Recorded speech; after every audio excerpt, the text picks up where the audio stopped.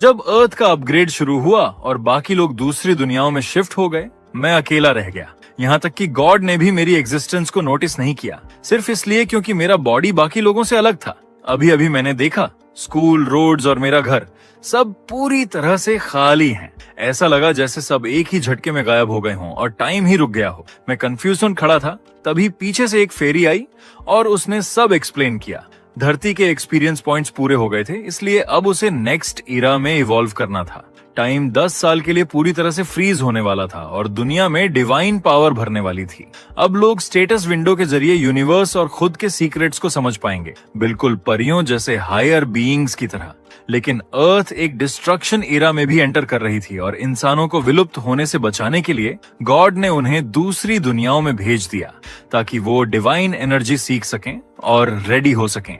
लेकिन मेरे केस में गॉड ने मुझे नोटिस ही नहीं किया क्योंकि मेरे पास कुछ स्पेशल स्किल्स थीं। इसलिए कॉम्पेंसेशन के तौर पर एक देवदूत रीता मेरे साथ अगले 10 साल रहने वाली थी। पर अभी अर्थ डिवाइन पावर से खाली थी, तो मैं वो पावर सीख ही नहीं सकता था। मेरे पास सिर्फ एक ऑप्शन था, अपने बॉडी को ट्रेन करना। इस बीच रीता ने मेरी फूड और बाकी बेसिक चीजों का ध्यान रखा। मुझे तो बर्तन धोने की भी टेंशन नहीं थी। 5 साल तेजी से बीत गए। मैंने मार्क्समैनशिप सीखना शुरू किया। रीता मुझे गाइड करती रही और देखते देखते मैंने मार्शल आर्ट्स के भी 4 साल पूरे कर लिए। एक दिन रीता ने कहा, चलो स्पार करते हैं। मैंने अपनी 9 साल की मेहनत का सारा जोर लगा दिया, लेकिन उसने सिर्फ एक हाथ हिलाया और मैं हार गया। फिर उसने कहा, अब से मैं तुम्हारी स्पारिंग पार्टनर रहूंगी। मैं रेडी नहीं था, लेकिन उसी स्पारिंग में ही पूरा 1 साल बीत गया और फिर वो दिन आ ही गया। 10 साल बाद मैंने नई शुरुआत के लिए नए कपड़े पहने, रीता को बाय कहा और उस जगह पर पहुंचा जहां सब लोग गायब हुए थे। मैं थोड़ा नर्वस था लेकिन एक्साइटेड भी।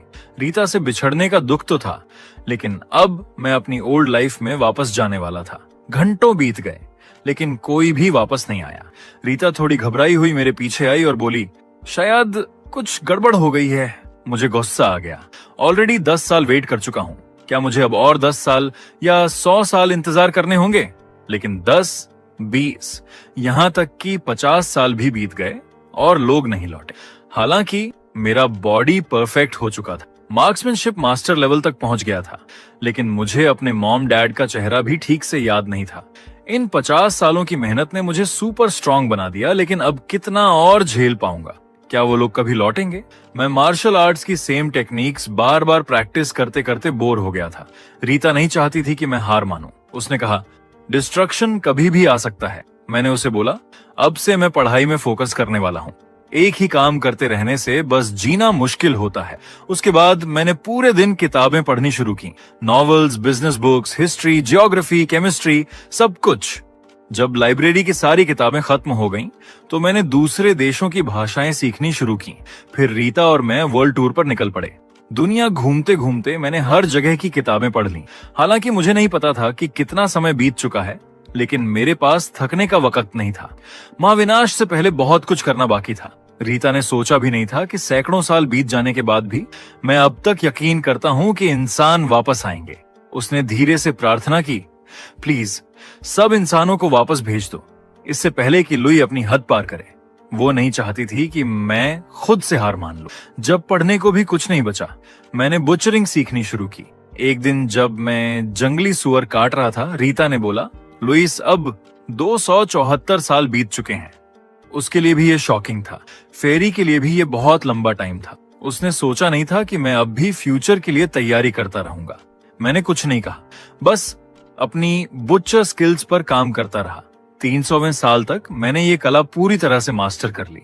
अब मैंने ब्लैक स्मिथिंग शुरू की, लेकिन 5 साल में बस एक सोर्ड बनाई। रीता हंसते हुए बोली, ये तलवार तो मूली भी नहीं काट पाएगी। हालांकि उसने मजाक उड़ाया, लेकिन वो इसे यादगार के तौर पर रखना चाहती थी। अगले 50 सालों में मैंने बहुत से वेपन्स बनाए, लेकिन कोई भी उतना सेटिस्फाइंग नहीं था। फाइनली 1 सेंचुरी के बाद मैंने एक परफेक्ट स्पीयर बना लिया। अब मेरे पास बुचर, ब्लैकस्मिथ और मार्शल आर्टिस्ट तीनों की मास्टर स्किल्स थीं। अब साल और महीनों की गिनती मैंने छोड़ दी थी। सौभाग्य से रीता हमेशा साथ थी, लेकिन इंसानों के ना आने से अब वो भी टेंशन में थी। अगर लुइस अपनी लिमिट्स पार कर गया तो वो चाहती थी कि मेरे लिए कुछ नया हो। लंबे सोच के बाद उसे समझ आया, शायद लुइस ने अब तक एक ही चीज फील नहीं की प्यार, ये सोचते ही उसका फेस रेड हो गया। क्या मैं पागल हो रही हूं? एक फेरी के माइंड में ऐसे थॉट्स? लेकिन फिर उसने सोचा, अगर लुई तैयार होता तो मुझे कोई दिक्कत नहीं होती। तभी मुझे कुछ अजीब सा फील हुआ। मैंने रीता को बुलाया। वो थोड़ी कंफ्यूज्ड दिख रही थी। मैंने उसकी कमर पर बंधी उस सोर्ड की तरफ इशारा किया। ये वही तलवार थी जिसे उसने यादगार के तौर पर रखा था। लेकिन अचानक वो तलवार खुद हवा में उड़ने लगी। घबराई हुई रीता उसे पकड़ने के लिए दौड़ी। तभी मेरे कपड़े उस दिन जैसे हो गए जब टाइम रुका था और सब कुछ धीरे धीरे अपनी रियल स्टेट में लौटने लगा। रीता ने भगवान से प्रार्थना की कि वह यह तलवार न ले, लेकिन जब उसने नीचे देखा तो पाया कि डिस्ट्रक्शन एरा शुरू हो चुका था। वो भी ऊपर उठने लगी। वो मुझे प्रॉपरली गुड बाय कहना चाहती थी, लेकिन भगवान की पावर के सामने वो कुछ नहीं कर पाई। इन हजारों सालों में हमारे बीच बहुत डीप बॉन्ड बन चुका था। जाते जाते उसका लास्ट लाइन था, हम एक बार भी किस तक नहीं कर पाए, और मैं चुपचाप उसे दूर जाते देखता रहा। रीता के जाने के बाद मैं सच में बहुत उदास हो गया। तभी मुझे उसकी बात याद आई। उसने खुद को एक फेरी यानी परी बताया था, एक हायर बीइंग। तो क्या इसका मतलब ये है कि अगर मैं भी कोई हायर बीइंग बन जाऊं तो शायद मैं उसे दोबारा देख सकूं? अब जब दुनिया का रीसेट खत्म हो चुका था, लोग धीरे धीरे वापस आने लगे। मेरी आंखें खुली तो देखा मैं लोगों की भीड़ में खड़ा हूं, और तभी मेरे सामने भी एक स्टेटस विंडो पॉपअप हुई। हर कोई अपने पिछले 10 साल के एक्सपीरियंस के बारे में बात कर रहा था। यानी उनके पास 10 साल की डिवाइन पावर की ट्रेनिंग थी, और मैं 1000 साल पीछे रह गया था। लेकिन उस वक्त मैं बस अपने मम्मी पापा से मिलना चाहता था। मुझे याद भी नहीं था कि वो कैसे दिखते हैं। जब मैं घर पहुंचा तो मुझे एक जानी पहचानी आवाज सुनाई दी, और माँ को देखते ही सारी यादें ताजा हो गईं। 1000 साल बाद भी उनके साथ बैठना वैसा ही लगा जैसे पहले था। डिनर का सीन बिल्कुल नॉर्मल था, बस एक फर्क था। उनकी बातें अब दूसरी दुनिया के एक्सपीरियंस पर फोकस्ड थी। जब उन्होंने मुझसे पूछा कि मैं कैसा हूं तो मैंने टाल दिया, बस कहा चिंता मत करो। उन्होंने बताया कि ज्यादातर लोग डिवाइन पावर कंट्रोल नहीं कर पा रहे, भले ही उन्हें 10 साल मिल गए। रात में काफी देर तक उनसे बातें करने के बाद मैं अपने कमरे में गया, और तभी देखा मैंने जो भाला 100 साल में बनाया था वो अब भी वहीं रखा था। शायद रीता की वजह से। अच्छा है, अब मुझे मॉन्स्टर्स से लड़ते समय नए वेपन्स ढूंढने की जरूरत नहीं पड़ेगी। मैंने स्टेटस विंडो खोली और देखा कि इस भाले का अटैक पावर 800 पॉइंट्स था। मुझे नहीं पता था कि ये ज्यादा है या कम, इसलिए मैंने ऑनलाइन उन लोगों की दी गई जानकारी खोजनी शुरू की जो दूसरी दुनिया से लौटे थे। मैंने पहले लेवल्स के बारे में जानकारी इकट्ठा की। लेवल 1 से 5 तक नॉर्मल इंसानी स्तर था। कहा जाता था कि दूसरी दुनिया में सोल्जर चुनने का स्टैंडर्ड आमतौर पर लेवल 7 होता था, और लेवल 10 से ऊपर वाले स्वॉर्डमैन या आर्चर जैसे प्रोफेशंस पा सकते थे। लेवल 50 तक पहुंचने पर दूसरी प्रोफेशन चेंज करने का मौका मिलता था, जिसे एक्सपर्ट होने की निशानी भी माना जाता था। लेवल 100 पर पहुंचने पर तीसरी प्रोफेशन चेंज पॉसिबल थी, लेकिन तीसरी प्रोफेशन के बाद लेवलिंग बहुत मुश्किल हो जाती है, लिटरली नर्क जैसी हो जाती थी। और चौथी प्रोफेशन चेंज ऑलमोस्ट इम्पॉसिबल मानी जाती है। कुछ लोग कहते हैं कि सिर्फ ड्रैगन्स या बेहीमथ जैसे हाई लेवल मॉन्स्टर्स ही इस स्टेज तक पहुंच पाते हैं। ये सारी जानकारी थी जो मैं अभी इकट्ठा कर पाया था। कल स्कूल में और जांच करूंगा। हालांकि दुनिया बहुत बदल चुकी थी, लेकिन मेरी जिंदगी में कोई खास बदलाव नहीं आया था। रीता, मैं अब भी उसे बहुत मिस करता था। और तभी एक आवाज आई। रीता ये सुनकर बहुत खुश होगी। मेरे सामने एक परी प्रकट हुई। उसका नाम लिसा था। भगवान ने उसे भेजा था ताकि वो मुझे डिवाइन पावर यूज करना सिखा सके, ताकि मैं उन 10 सालों की भरपाई कर सकूं जो मैं मिस कर चुका था। ये सब रीता की वजह से ही पॉसिबल हुआ था। उसने भगवान के सामने रोते हुए कहा था कि मैं 1000 साल तक धरती पर अकेला रहा और अकेला हूं जो डिवाइन पावर का यूजर नहीं बन पाया। रीता के बार बार बोलने पर भगवान ने लिसा को भेजा ताकि वो मुझे जल्दी से डिवाइन पावर में मास्टर बना सके। रीता को खुद आने की इजाजत नहीं थी, क्योंकि भगवान नहीं चाहते थे कि परियां और इंसान एक दूसरे के बहुत करीब आए। लिसा मुझे देखकर थोड़ी शॉक्ड थी। वो सोच रही थी कि क्या ये वही इंसान है जिसे कुछ आता जाता नहीं। लेकिन अब मैं एकदम अलग लग रहा था, फिजिकली स्ट्रांग। उसे लगा कि रीता ने उसे चीट कर दिया। लेकिन अब जब उसने काम एक्सेप्ट कर लिया था तो उसने कहा, फाइन, अब मैं तुम्हें डिवाइन पावर यूज करना सिखाऊंगी। लिसा हाई लेवल फेरी थी। सिर्फ उसके साथ रहने से ही मेरी डिवाइन पावर की अंडरस्टैंडिंग और कंट्रोल 10x बढ़ सकती थी। रीता के साथ बिताए 1000 साल भी उतना इम्पैक्ट नहीं डाल पाए थे जितना लीसा की प्रेजेंस से आने वाला था। अब डिस्ट्रक्शन एरा शुरू हो चुका था। लीसा का कहना था मुझे डिवाइन पावर सीखने में 1 साल लग सकता है और इस पूरे साल वो मेरे सिर पर बैठी रहेगी। मैं थोड़ा परेशान हुआ, लेकिन उसने कहा रिलैक्स, मैंने मैजिक किया है, नॉर्मल लोग मुझे देख नहीं सकते। अगली सुबह मैं जल्दी बाहर निकल गया। मेरी स्किल की वजह से अभी तक किसी को मेरी मौजूदगी का पता नहीं चला था और इस स्किल को किसी भी तरह बंद नहीं किया जा सकता था। हालांकि लीसा ने कहा कि मेरी स्किल अच्छी थी। उसकी नजर में बाकियों की स्किल्स इससे कुछ भी नहीं थी। ये इंटेलिजेंस इकट्ठा करने का एक अच्छा मौका था। इस दौरान मैंने एक सुपर पावरफुल लड़की के बारे में सुना जिसे सब एम्प्रेस कहते थे। वो हमारी ही स्कूल की स्टूडेंट थी जिसने दूसरी दुनिया में बहुत अच्छा परफॉर्म किया था। और फिर मैंने सुना अब लेवल रिस्ट्रिक्टेड डंजन्स भी दिखाई देने लगे हैं। लीसा ने समझाया डंजन्स एक तरह का जाल होते हैं जो भगवान खुद बनाते हैं। मॉन्स्टर्स को अट्रैक्ट करके वो उन्हें अंदर फंसाते हैं और रास्ता सील कर देते हैं। लेकिन इंसान मॉन्स्टर्स से अलग थे। अगर काबिल हो तो वो अंदर जा सकते हैं, बाहर आ सकते हैं। सो ये सेफ हंटिंग ग्राउंड्स जैसे बन जाते हैं। लेकिन कुछ मॉन्स्टर्स इतने स्ट्रांग होते हैं कि वो खुद के डंजन्स बना सकते हैं या जालों को तोड़ सकते हैं। इसलिए लीसा ने मुझे अलर्ट रहने को कहा। इस वक्त मॉन्स्टर्स कमजोर थे, तो उसने कहा मैं अभी मॉन्स्टर्स का शिकार करके लेवल अप कर सकता हूँ। आखिरकार मेरे पास एक मॉन्स्टर जैसा शरीर था, तो मैं आसानी से लेवल 25 तक के मॉन्स्टर्स को हरा सकता था। तभी लीसा ने कुछ महसूस किया और मुझे बताया कि मैं जल्द ही असली लड़ाई में उतर सकता हूँ। जैसे ही उसने बात पूरी की, अचानक क्लासरूम के बाहर शोर मचने लगा। पता चला एक बहुत बड़ा कीड़ों का झुंड हमला कर रहा है। न सिर्फ उनके साइज बढ़ चुके थे, बल्कि उनकी बॉडी भी काफी टफ लग रही थी। स्टूडेंट्स डर कर भागने लगे क्योंकि जब उन्हें वापस भेजा गया था तो उनका डेटा रीसेट हो गया था और सब फिर से लेवल 1 पर आ चुके थे। मैंने जल्दी से एक लकड़ी की छड़ी तोड़ी और उसे कई बार घुमाया। जब मैंने रुका तो वो एक हथियार में बदल गया। कुछ और बनाने के बाद मैंने निकलने की तैयारी की। हालांकि मेरे पास इनविजिबल होने की स्किल थी, लेकिन लड़ते समय मैं देखा जा सकता था। इसलिए मैंने लीसा से पूछा कि क्या मेरी पहचान छिपाने का कोई तरीका है। इसलिए उसने मुझे एक मास्क दे दिया। मैंने 18वीं मंजिल से छलांग लगाई और एक जायंट ग्रास हॉपर को एक ही किक में उड़ा दिया। सिस्टम ने नोटिफाइड किया लेवल 13। जायंट ग्रास हॉपर को मार डाला। 800 एक्सपी पॉइंट्स मिला, लेवल 3 हो गया और सभी फीचर्स इम्प्रूव्ड हुआ। अपने बॉडी में चेंज फील करके मुझे समझ आ गया कि लेवल अप का यही मतलब था। भले ही मैजिक पावर बस थोड़ा सा इंक्रीज हुआ था, फिर भी मैं काफी खुश था। तभी मेरे पीछे अचानक कई बड़े साइज के कीड़े आ गए। मैंने धीरे से अपने हाथ में लकड़ी का भाला पकड़ा और नेक्स्ट मोमेंट उसे फुल फोर्स से फेंक दिया। एक giant and monster direct hit से तुरंत क्रश हो गया। फिर मैंने एक और वेपन निकाला और उस एंट को 2 हिस्सों में काट दिया।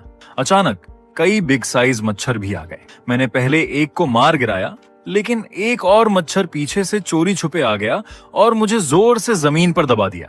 लेकिन मेरे 1000 ईयर ओल्ड बॉडी को उसकी वीक सुई जैसी सूंड से क्या ही नुकसान होता। मेरा बॉडी तो काफी टाइम से ह्यूमन लिमिट से ऊपर था। लास्ट मच्छर से निपटने के बाद ऊपर से एक और ग्रास हॉपर आ गया। उसने अपने पंजे से अटैक किया, लेकिन मैंने इजीली डॉज कर लिया। तभी लीसा ने क्विकली वार्न किया कि और भी मॉन्स्टर्स रीइंफोर्समेंट के तौर पर आ गए हैं और मैं पूरी तरह से घिर चुका हूं। लेकिन मुझे जरा भी डर नहीं लगा। मैंने अपना वेपन उठाया और पागलों की तरह इन मॉन्स्टर्स को मारना शुरू कर दिया। मेरा लेवल अब 6 तक पहुंच चुका था। लेकिन तभी अचानक आसमान से बिजली गिरी और सारे मॉन्स्टर्स जलकर राख हो गए। मेरे सामने एक लड़की खड़ी थी, मास्क पहने हुए, और उसकी उंगलियों पर बिजली चमक रही थी। जब मैं सोच रहा था कि क्या ये मैजिक था, लीसा ने मुझे ध्यान भटकाने से मना किया। लीसा ने मुझसे कहा, फोकस करो और बाकी बचे मॉन्स्टर्स को जल्दी खत्म करो। मेरे पास वाली लड़की इलेक्ट्रिक अटैक्स का यूज करके धीरे धीरे बाकी बचे हुए मॉन्स्टर्स को खत्म कर रही थी। लगातार ऐसे थंडर अटैक्स करने के लिए उसकी डिवाइन पावर बहुत ज्यादा होनी चाहिए। वो शायद लगातार लेवल अप भी कर रही थी, क्योंकि हर बार जब आप लेवल अप करते हो तो आपका स्टेमिना रिकवर हो जाता है और पॉसिबली डिवाइन पावर भी। वैसे भी ये लास्ट मॉन्स्टर था और इसे मारने के बाद मैं लेवल 7 तक पहुंच गया।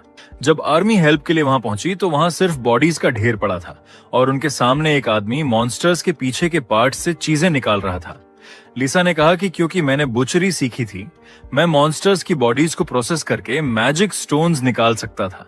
वो मुझे बताएगी कि मॉन्स्टर्स के किन हिस्सों में आमतौर पर मैजिक स्टोन मिलते हैं। जहां कई लोग मेरी स्ट्रेंथ देखकर हैरान थे, मैं तो पहले ही एक मैजिक स्टोन निकाल चुका था। लेकिन जब मैंने पीछे मुड़कर देखा तो देखा कि कई लोग मुझे देख रहे थे और मेरी फोटोज खींच रहे थे।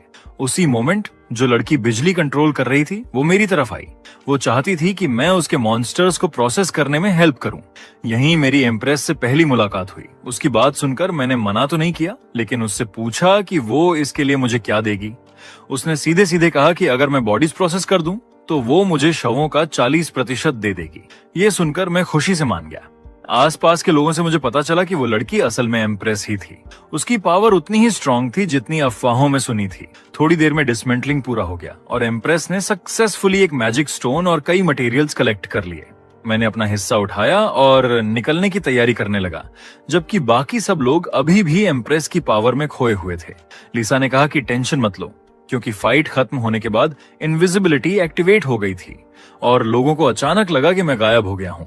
हर किसी ने सोचा कि मैं बहुत तेज चला गया, लेकिन असल में मैं उनके ठीक पीछे खड़ा था। हालांकि ये वही सिचुएशन थी जिसे मैं सबसे ज्यादा देखना चाहता था। फिर भी मुझे थोड़ा दुख हुआ। घर लौटने के बाद मैंने जो मटेरियल्स मिले थे उनसे कुछ डिफेंसिव इक्विपमेंट बनाने का प्लान किया, लेकिन शायद आर्मर के लिए मटेरियल्स पूरे नहीं थे। गुड थिंग ये थी कि जो रिस्ट और नी गार्ड्स मैंने बनाए वो काफी अच्छे थे। हालांकि लिसा ने मुझे याद दिलाया कि मॉन्स्टर मटेरियल से गियर बनाना थोड़ा कॉम्प्लिकेटेड होता है और बाद में किसी प्रोफेशनल क्राफ्ट्समैन को ढूंढना ज्यादा रिलायबल रहेगा। पर मुझे इस बात का पूरा भरोसा था, क्योंकि अब धरती पर सबसे बेहतरीन कारीगर शायद मैं ही था। ये देखकर लिसा फिर से चुप हो गई। क्या ये वाकई वही इंसान था जो कुछ भी नहीं कर सकता था, जैसा कि रीता ने बताया था? अब वो वापस जाकर रीता को एक्सपोज करना चाहती थी, लेकिन क्योंकि अब चीजें इस मोड पर आ चुकी थीं, लिसा ने कहा कि अगर मुझे डिवाइन पावर टेक्निक्स के बारे में जानना है तो पहले ये समझो, ये टूल्स को स्पेशल पावर्स देने के लिए मैजिक स्टोन या बाकी डिवाइन पावर क्रिस्टल्स यूज करने की टेक्निक थी।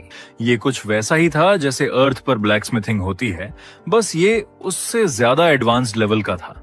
डिवाइन पावर से स्ट्रॉन्ग इक्विपमेंट बनाने की ये टेक्निक सुनकर मैं एक्साइटेड हो गया और लिसा को पकड़ लिया और उसे सिखाने की रिक्वेस्ट की।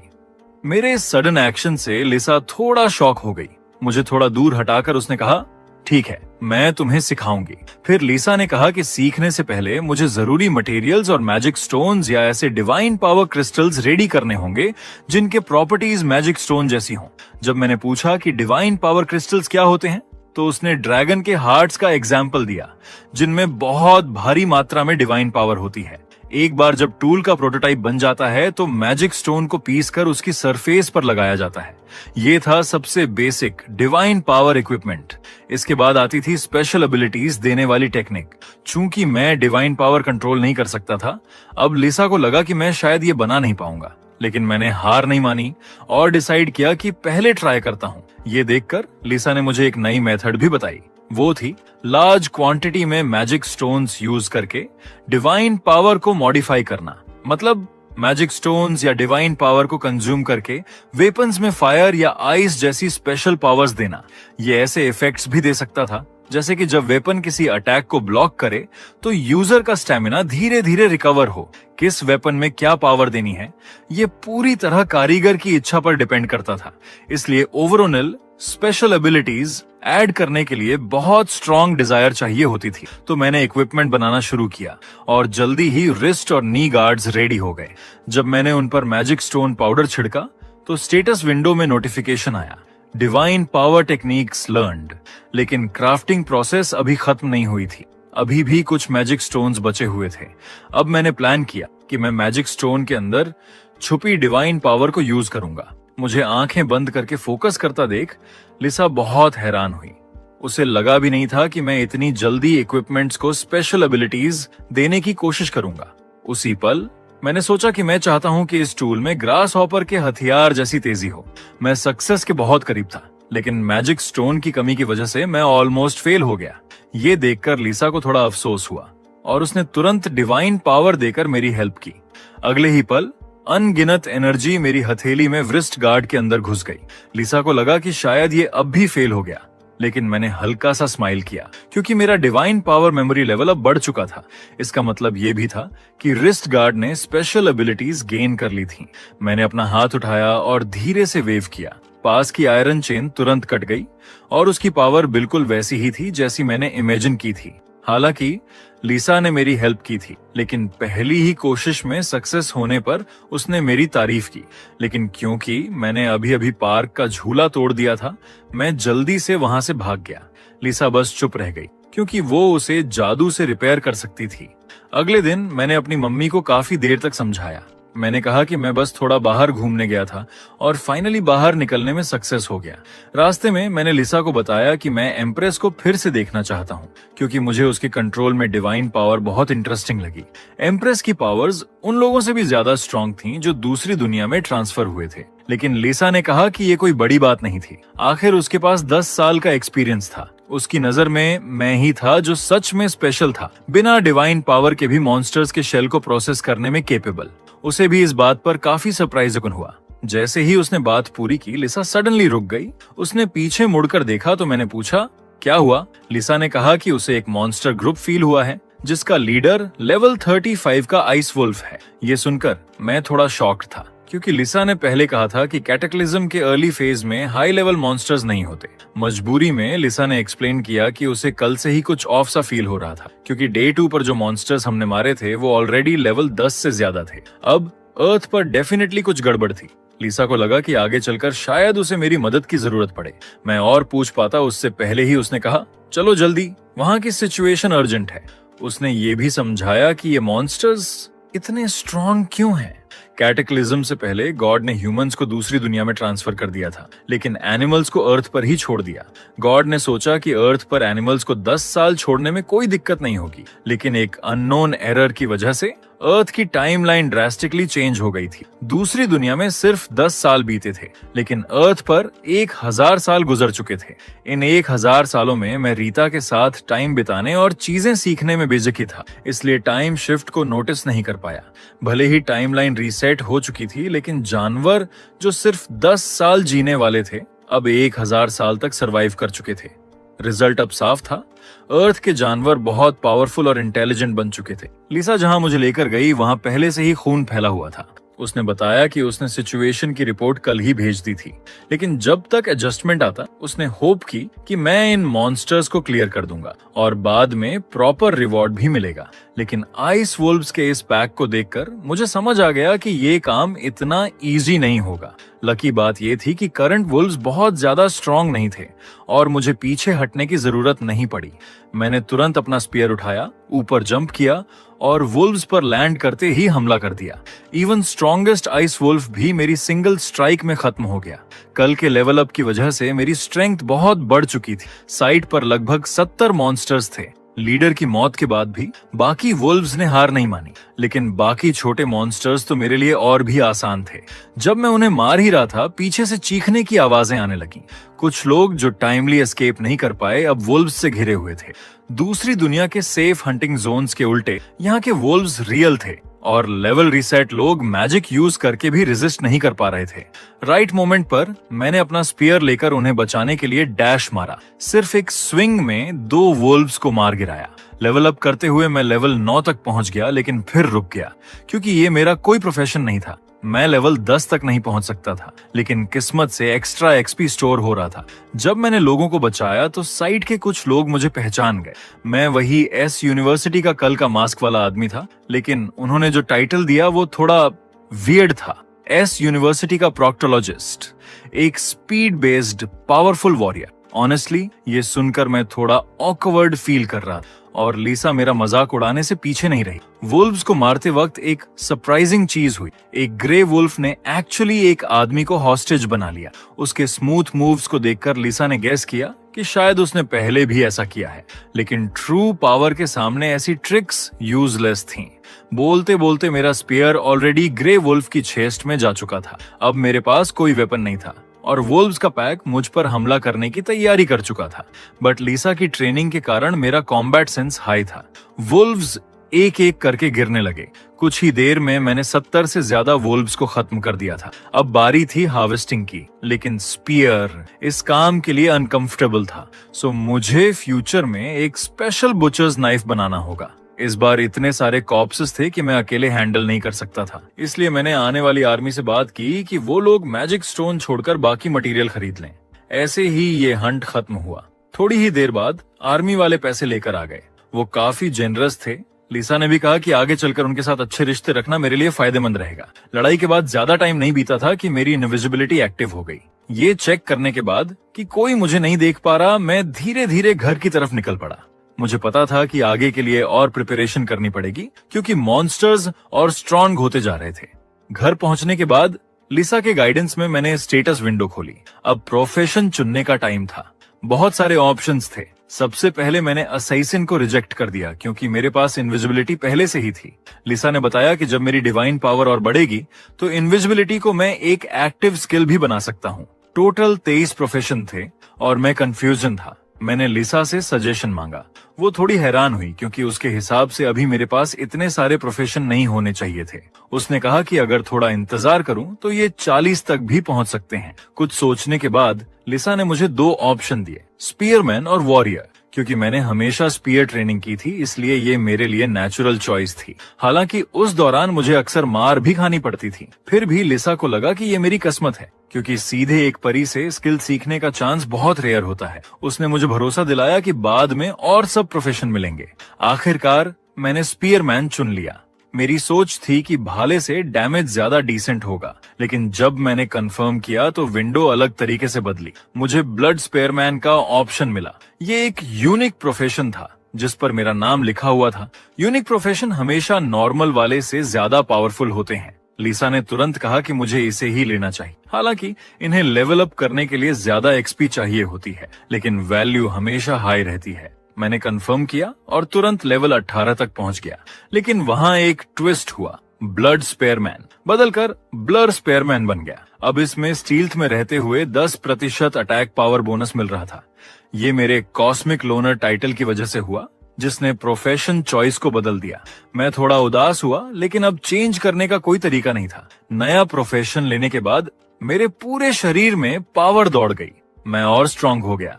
लिसा के हिसाब से मुझे अभी कोई एक्टिव स्किल नहीं मिली थी, लेकिन उसने भरोसा दिलाया कि दूसरी या तीसरी प्रोफेशन चेंज तक मुझे स्ट्रांग स्किल जरूर मिलेंगी। उसके बाद लिसा ने कहा कि अब बाहर चलने का टाइम है। मॉन्स्टर्स को खत्म करना जरूरी था। मेरे अलावा और भी एजेंट्स ये काम कर रहे थे। यहाँ तक कि एम्प्रेस भी मॉन्स्टर हंटिंग टीम का हिस्सा थी। कुछ देर बाद हम अपने डेस्टिनेशन पहुंचे। सामने एक बहुत बड़ा बेयर था। उसकी पावर इतनी थी कि लोग उसका सामना करने से डर जाते। मैंने भाला उठाया, अटैक करने ही वाला था कि अचानक बहुत तेज आवाजें और वाइब्रेशन शुरू हो गईं। पहले लगा आर्मी ने रॉकेट फायर किया है, लेकिन असल में वो बेयर ही था जो सोल्जर्स पर अटैक कर रहा था। बेयर को सोल्जर्स के हमले से कुछ खास फर्क नहीं पड़ रहा था। न्यूज में भी आया था कि सरकार ने कई पावर यूजर्स को बुलाया है, लेकिन वो अभी तक पहुंचे नहीं थे। सोल्जर्स ज्यादा देर टिक नहीं पाएंगे। ये देखकर मैंने मास्क पहना और सही टाइम का इंतजार करने लगा। मेरी इनविजिबिलिटी स्किल से 10% अटैक बोनस मिलता है और स्पीयर टेक्निक से भी 10%। दोनों मिलकर मुझे डेडली स्ट्राइक करने का चांस दे सकते थे। जैसे ही मौका मिला मैंने सीधे बियर के सिर पर स्ट्राइक किया। वॉर इतना स्ट्रांग था कि उसकी डिफेंस भी टूट गई, लेकिन उसे एक ही स्ट्राइक से हराना पॉसिबल नहीं था। लिसा ऊपर से चीयर कर रही थी। बेयर गुस्से में था, लेकिन मेरी स्पीड के सामने टिक नहीं पा रहा था। आखिरकार मैंने मौका देखकर उसकी खोपड़ी में भाला घुसा दिया। इस स्ट्राइक से बेयर मर गया। मुझे बहुत ज्यादा एक्सपी मिला और लेवल 23 हो गया। साथ ही क्रिटिकल हिट स्किल भी अनलॉक हुई। मैं बेयर का बॉडी प्रोसेस कर ही रहा था कि पीछे से पावर यूजर्स की टीम आ गई। उन्हें सुनकर लगा कि वो सोच रहे थे कि सेकंड फेज मॉन्स्टर्स कुछ खास नहीं है। मैं इग्नोर करके अपने काम में लगा रहा। थोड़ी देर बाद मुझे उसकी स्किन मिली, लेकिन मैजिक स्टोन नहीं गिरा। सोल्जर्स ने मुझे एक सॉफ्टवेयर की जानकारी दी जो मॉन्स्टर की लोकेशन दिखाता है, और ये सिर्फ आर्मी कंट्रोल में था। फिर मैंने बाकी रीजन्स की भी सफाई की। 3 जगह मॉन्स्टर्स खत्म किए, लेकिन सिर्फ एक लेवल बढ़ा। शायद ये मेरे यूनिक प्रोफेशन की वजह से था। अगले दिन एक नोटिफिकेशन आया कि दूसरी दुनिया से कनेक्शन रिस्टोर हो गया है। अब लोग अपने असली शरीर से वहां जाकर क्वेस्ट कर सकते थे, लेकिन मैं अकेला नहीं जा सकता था। लिसा ने कहा कि जब तक मैं हायर बीइंग नहीं बन जाता, तब तक मुझे ये मौका नहीं मिलेगा। अगर बन गया तो न सिर्फ दूसरी दुनिया बल्कि हेवन तक भी जा सकूंगा और रीता से भी मिल पाऊंगा। ये सुनकर मुझे थोड़ी राहत मिली। मम्मी और पापा को मैंने कहा कि वो सेफ्टी के लिए दूसरी दुनिया में चले जाएं। मेरी माँ ने पहली बार मान लिया कि मैं ही वो मास्क वाला इंसान हूँ जो न्यूज में दिखा था। आखिरकार वो लोग चले गए और लिसा को भी वापस जाना पड़ा अपने काम पूरे करने। कुछ दिन बाद लिसा लौटी और अपने असली रूप में सामने आई। उसने मुझे टास्क रिवॉर्ड दिया, +1, सभी एट्रीब्यूट्स और इटर्नल फ्लेम। लिसा ने बताया कि ये फ्लेम कभी बुझती नहीं और ये रीता ने मेरे लिए चुनी थी। ये सुनकर मुझे बहुत अच्छा लगा। फिर लिसा ने सच बताया कि धरती के मॉन्स्टर्स स्ट्रॉन्ग क्यों हो रहे हैं। असल में भगवान ने टाइम रोकने के लिए अपनी पावर का इस्तेमाल किया, जिसकी वजह से सब क्रिएचर्स और ज्यादा पावरफुल और वायलेंट हो गए। इसके बाद उसने मुझे नया मिशन दिया, एक डिस्ट्रक्शन ट्रैप बनाना। ये मॉन्स्टर्स को अट्रैक्ट करेगा और डंजन की तरह फंसाकर खत्म कर देगा। लिसा ने मटेरियल्स दिए जिनमें बड़े बड़े मैजिक स्टोन्स और रेयर मेटल्स थे। साथ ही हेवन के बेस्ट इक्विपमेंट्स और एक डिटेल्ड ब्लूप्रिंट भी मिला। ये देखकर मेरी फॉर्जिंग की इच्छा जाग उठी। मैंने तैयारी की और इटर्नल फ्लेम जलाकर सबसे बड़े मैजिक स्टोन को उसमें डाल दिया। जब आग की लपटों ने मैजिक स्टोन को पूरा घोल दिया तो मैंने अपना हथौड़ा निकाला और उसे 72 बार मारा। तभी मैं ये छोटा क्यूब बना पाया। लिसा मेरी फॉर्जिंग टेक्निक को देखकर हैरान थी। उसने सांस भरते हुए कहा, अगर तुम्हारी क्लास ब्लैकस्मिथ होती तो शायद तुम भगवान को चैलेंज करने वाले हथियार बना सकते, लेकिन ये तो बस जाल का बेसिक फॉर्म था। अब मुझे ब्लूप्रिंट के हिसाब से उस पर स्पेशल पैटर्न्स उकेरने थे। मुझे इतना डेडिकेटेड होकर काम करता देखकर लिसा समझ सकती थी कि क्यों रीता जैसी हाई लेवल परी भी एक लो लेवल इंसान पर फिदा हो गई थी। कुछ घंटों बाद मैंने अचानक एंग्रेविंग नाइफ नीचे रख दिया। मेरे हाथों में एक चमकदार सरफेस और मुश्किल पैटर्न्स वाला क्यूब तैर रहा था। उसी समय मुझे द लेजेंडरी क्रिएटर का टाइटल मिला, जो प्रोडक्शन एफिशिएंसी को 20% बढ़ा देता था। मेरे हाथ में डिवाइन पावर क्यूब देखकर लिसा की आंखें डिसबिलीफ से भर गईं। उसे यकीन नहीं हो रहा था कि मैंने इतना जल्दी पूरा कर लिया। असल में मैंने पूरे 5 घंटे नॉन स्टॉप काम किया था। ये सुनकर लिसा को एहसास हुआ कि वो मुझे इतने लंबे वक्त से काम करता देख रही थी। क्यूब को हाथ में लेकर लिसा समझ गई कि मैंने इसे पूरा कर लिया है, लेकिन मुझे ज्यादा प्राउड न बनाने के लिए उसने कहा कि ये काम बस रिक्वायरमेंट्स को मुश्किल से पूरा करता है। अब सिर्फ फाइनल डिवाइन आर्ट स्टेज बचा था, जिसके लिए लिसा को अपनी साथी परियों को बुलाना पड़ा। मैं सीक्रेटली उम्मीद कर रहा था कि रीता भी आएगी। अगले ही पल दूसरी परियां भी आ गईं। उन्होंने डिवाइन आर्ट के डिटेल्स पर डिस्कशन किया और ये सोचकर शॉक्ड थीं कि एक नॉर्मल इंसान डिस्ट्रक्शन ट्रैप बना सकता है। सब रेडी होने के बाद मैंने एनर्जी स्टोन पकड़ा और तीनों परियों का इंतजार किया, लेकिन उन्होंने कहा, तुम्हें बस डिस्ट्रक्शन ट्रैप को पूरा करने की स्ट्रॉन्ग इच्छा रखनी होगी, बाकी हम संभाल लेंगे। तीनों परियों ने मेरे शोल्डर्स पर हाथ रखा। अगले ही पल हर डायरेक्शन से डिवाइन पावर मुझ पर दबाव डालने लगी। ये हाई बीइंग्स की पावर थी। इतना स्ट्रॉन्ग दबाव मुझे क्रश करने वाला था। मेरी हालत देखकर लॉन्ग हेयर्ड परी मुस्कुराई, इतना भी सह नहीं कर पा रहे? मैंने तुरंत जवाब दिया, ये काफी नहीं है। मुझे फोकस करना था और कुछ ऐसा बनाना था जो मॉन्स्टर्स के लिए बेहद अट्रैक्टिव हो, कुछ ऐसा जो 1000 साल से अकेले घूमते जानवर भी रेजिस्ट न कर पाए। जैसे ही मैंने अपनी इच्छा सेट की, एनर्जी मेरे अंदर से फूट पड़ी। तेज रोशनी के बाद और कॉम्प्लेक्स क्यूब धीरे धीरे सामने आया। इसमें 2 रेयर एट्रीब्यूट्स जुड़ गए थे। ये रैंडम एट्रीब्यूट्स डिवाइन आर्ट के दौरान जुड़ते हैं और ट्रैप की पावर को काफी बढ़ा देते हैं। परियां मेरी स्मिथिंग स्किल्स की तारीफ करने लगी। अब अगला स्टेप था परियों के साथ ट्रैप को सही जगह पर रखना। लेकिन जैसे ही हम बाहर निकले, सामने का सीन देखकर मैं शॉक रह गया। इतनी तबाही मैंने सोचा भी नहीं था कि कुछ ही दिनों में मॉन्स्टर्स ने धरती को इतना बर्बाद कर दिया होगा। जल्द ही परियों को एक सही जगह मिल गई, खाली पहाड़ की चोटी। लिसा ने क्यूब हवा में फेंका। डिवाइन क्यूब ने तुरंत स्ट्रॉन्ग एनर्जी रिलीज की, लेकिन अगले ही पल क्यूब धूल में बदल गया। फिर एक वायलेंट वाइब्रेशन हुआ। उसी समय मॉन्स्टर्स जैसे किसी चीज से अट्रैक्ट हुए और ट्रैप की तरफ पागलों की तरह दौड़ने लगे। परियां इस तरह के ट्रैप को डंजन कहती थी। इफेक्ट उम्मीद से कहीं ज्यादा था। लॉन्ग हेयर्ड परी ने फिर से मेरे ट्रैप बनाने के स्किल्स को कंफर्म किया। लिसा ने बाकी जगहों पर भी डंजन एक्टिवेट किए, लेकिन पुराने वाले अब काम के नहीं थे। उसने मेरे बनाए डंजन की खुशबू मैजिक से उनमें ट्रांसफर कर दी थी। उनसे बात करने के बाद मैंने नीचे मौत की ओर भागते मॉन्स्टर्स को देखा और थोड़ा सैड फील किया। वो भी मेरी तरह 1000 साल सरवाइव कर चुके थे, लेकिन आखिरकार परियों और भगवान द्वारा इजीली कंट्रोल किए जा रहे थे। इंसान भी ऐसे ही थे। हमारे पास रेजिस्ट करने का कोई चांस नहीं था और हमें सीधा दूसरी दुनिया में फेंक दिया जाता था। हम सब भगवान के हाथों के खिलौने थे। एक गलती ने मुझे 1000 साल तक धरती पर अकेला छोड़ दिया। इन 1000 सालों में रीता के बिना मैं पागल हो जाता, लेकिन अब रीता भी पास नहीं थी। इसलिए मुझे स्ट्रांग बनना था, इतना स्ट्रांग कि कोई मुझे मैनिपुलेट ना कर सके, ताकि एक दिन मैं पूरी तरह आजादी पा सकूं। डंजन बनने के बाद लिसा अपने छोटे फॉर्म में वापस आ गई। असल में धरती को स्टेबल करने के लिए 27 और डंजन्स चाहिए थे, लेकिन परियां पहले ही लौट चुकी थीं। लिसा ने समझाया, इस तरह के डिस्ट्रक्शन ट्रैप बनाने में बहुत ज्यादा मैजिक पावर लगती है। पहले वाली तीनों परियों की मैजिक खत्म हो चुकी है और रिकवर होने में कई दिन लगेंगे। मैंने पूछा, क्या दूसरी परियां भी आ सकती हैं, जैसे रीता? ये सुनते ही लिसा ने मेरा कंफ्यूजन खत्म कर दिया। रीता बहुत बिजी है, उसने तुम्हारे लिए बहुत काम किया है, इसलिए अभी धरती पर नहीं आ सकती। रीता के बारे में जानकर मैं अपने वर्कशॉप बेस पर लौटा और कुछ इनिशियल काम करने का सोचा। वहां पहुंचकर मैं मोटिवेट हो गया। मैंने ठान लिया कि आज पहले कुछ ट्रैप्स बनाऊंगा और बाद में फेरीज के आने पर उन्हें परफेक्ट करूंगा। लेकिन उसी समय लिसा टेबल पर रखी मटेरियल्स पर ध्यान देने लगी। मेरे परफॉर्मेंस को देखकर उसने मुझे छोटा गिफ्ट देने का सोचा। उसने मैजिक से मेरे पास की एनिमल हाइड्स की क्वालिटी अपग्रेड कर दी। इन परफेक्ट हाइड्स को देखकर मेरी स्मिथिंग की इच्छा ट्रैप बनाने से ऊपर निकल गई। मैंने हाइड्स नापकर ग्लव्स और बूट्स बनाने का डिसाइड किया। कुछ हैमरिंग और प्रोसेसिंग के बाद मुझे रेयर आइस वुल्फ ग्लव्स और लेदर बूट्स मिले। डिफेंसिव गियर बहुत सफोकेटिंग होते हैं, इसलिए मैंने इसमें वेंटिलेशन एट्रीब्यूट ऐड कर दिया। लिसा मेरी स्पीड देखकर हैरान थी। उसने सोचा भी नहीं था कि मेरे स्किल्स इतनी तेजी से इंप्रूव हो रहे हैं। अगला स्टेप था बेयर के खाल से आर्मर बनाना। लिसा मुस्कुराकर सैटिस्फाइड बैठी थी, जबकि मैं काम कर रहा था। उसने सोचा भी नहीं था कि मैं पूरा दिन काम करूंगा।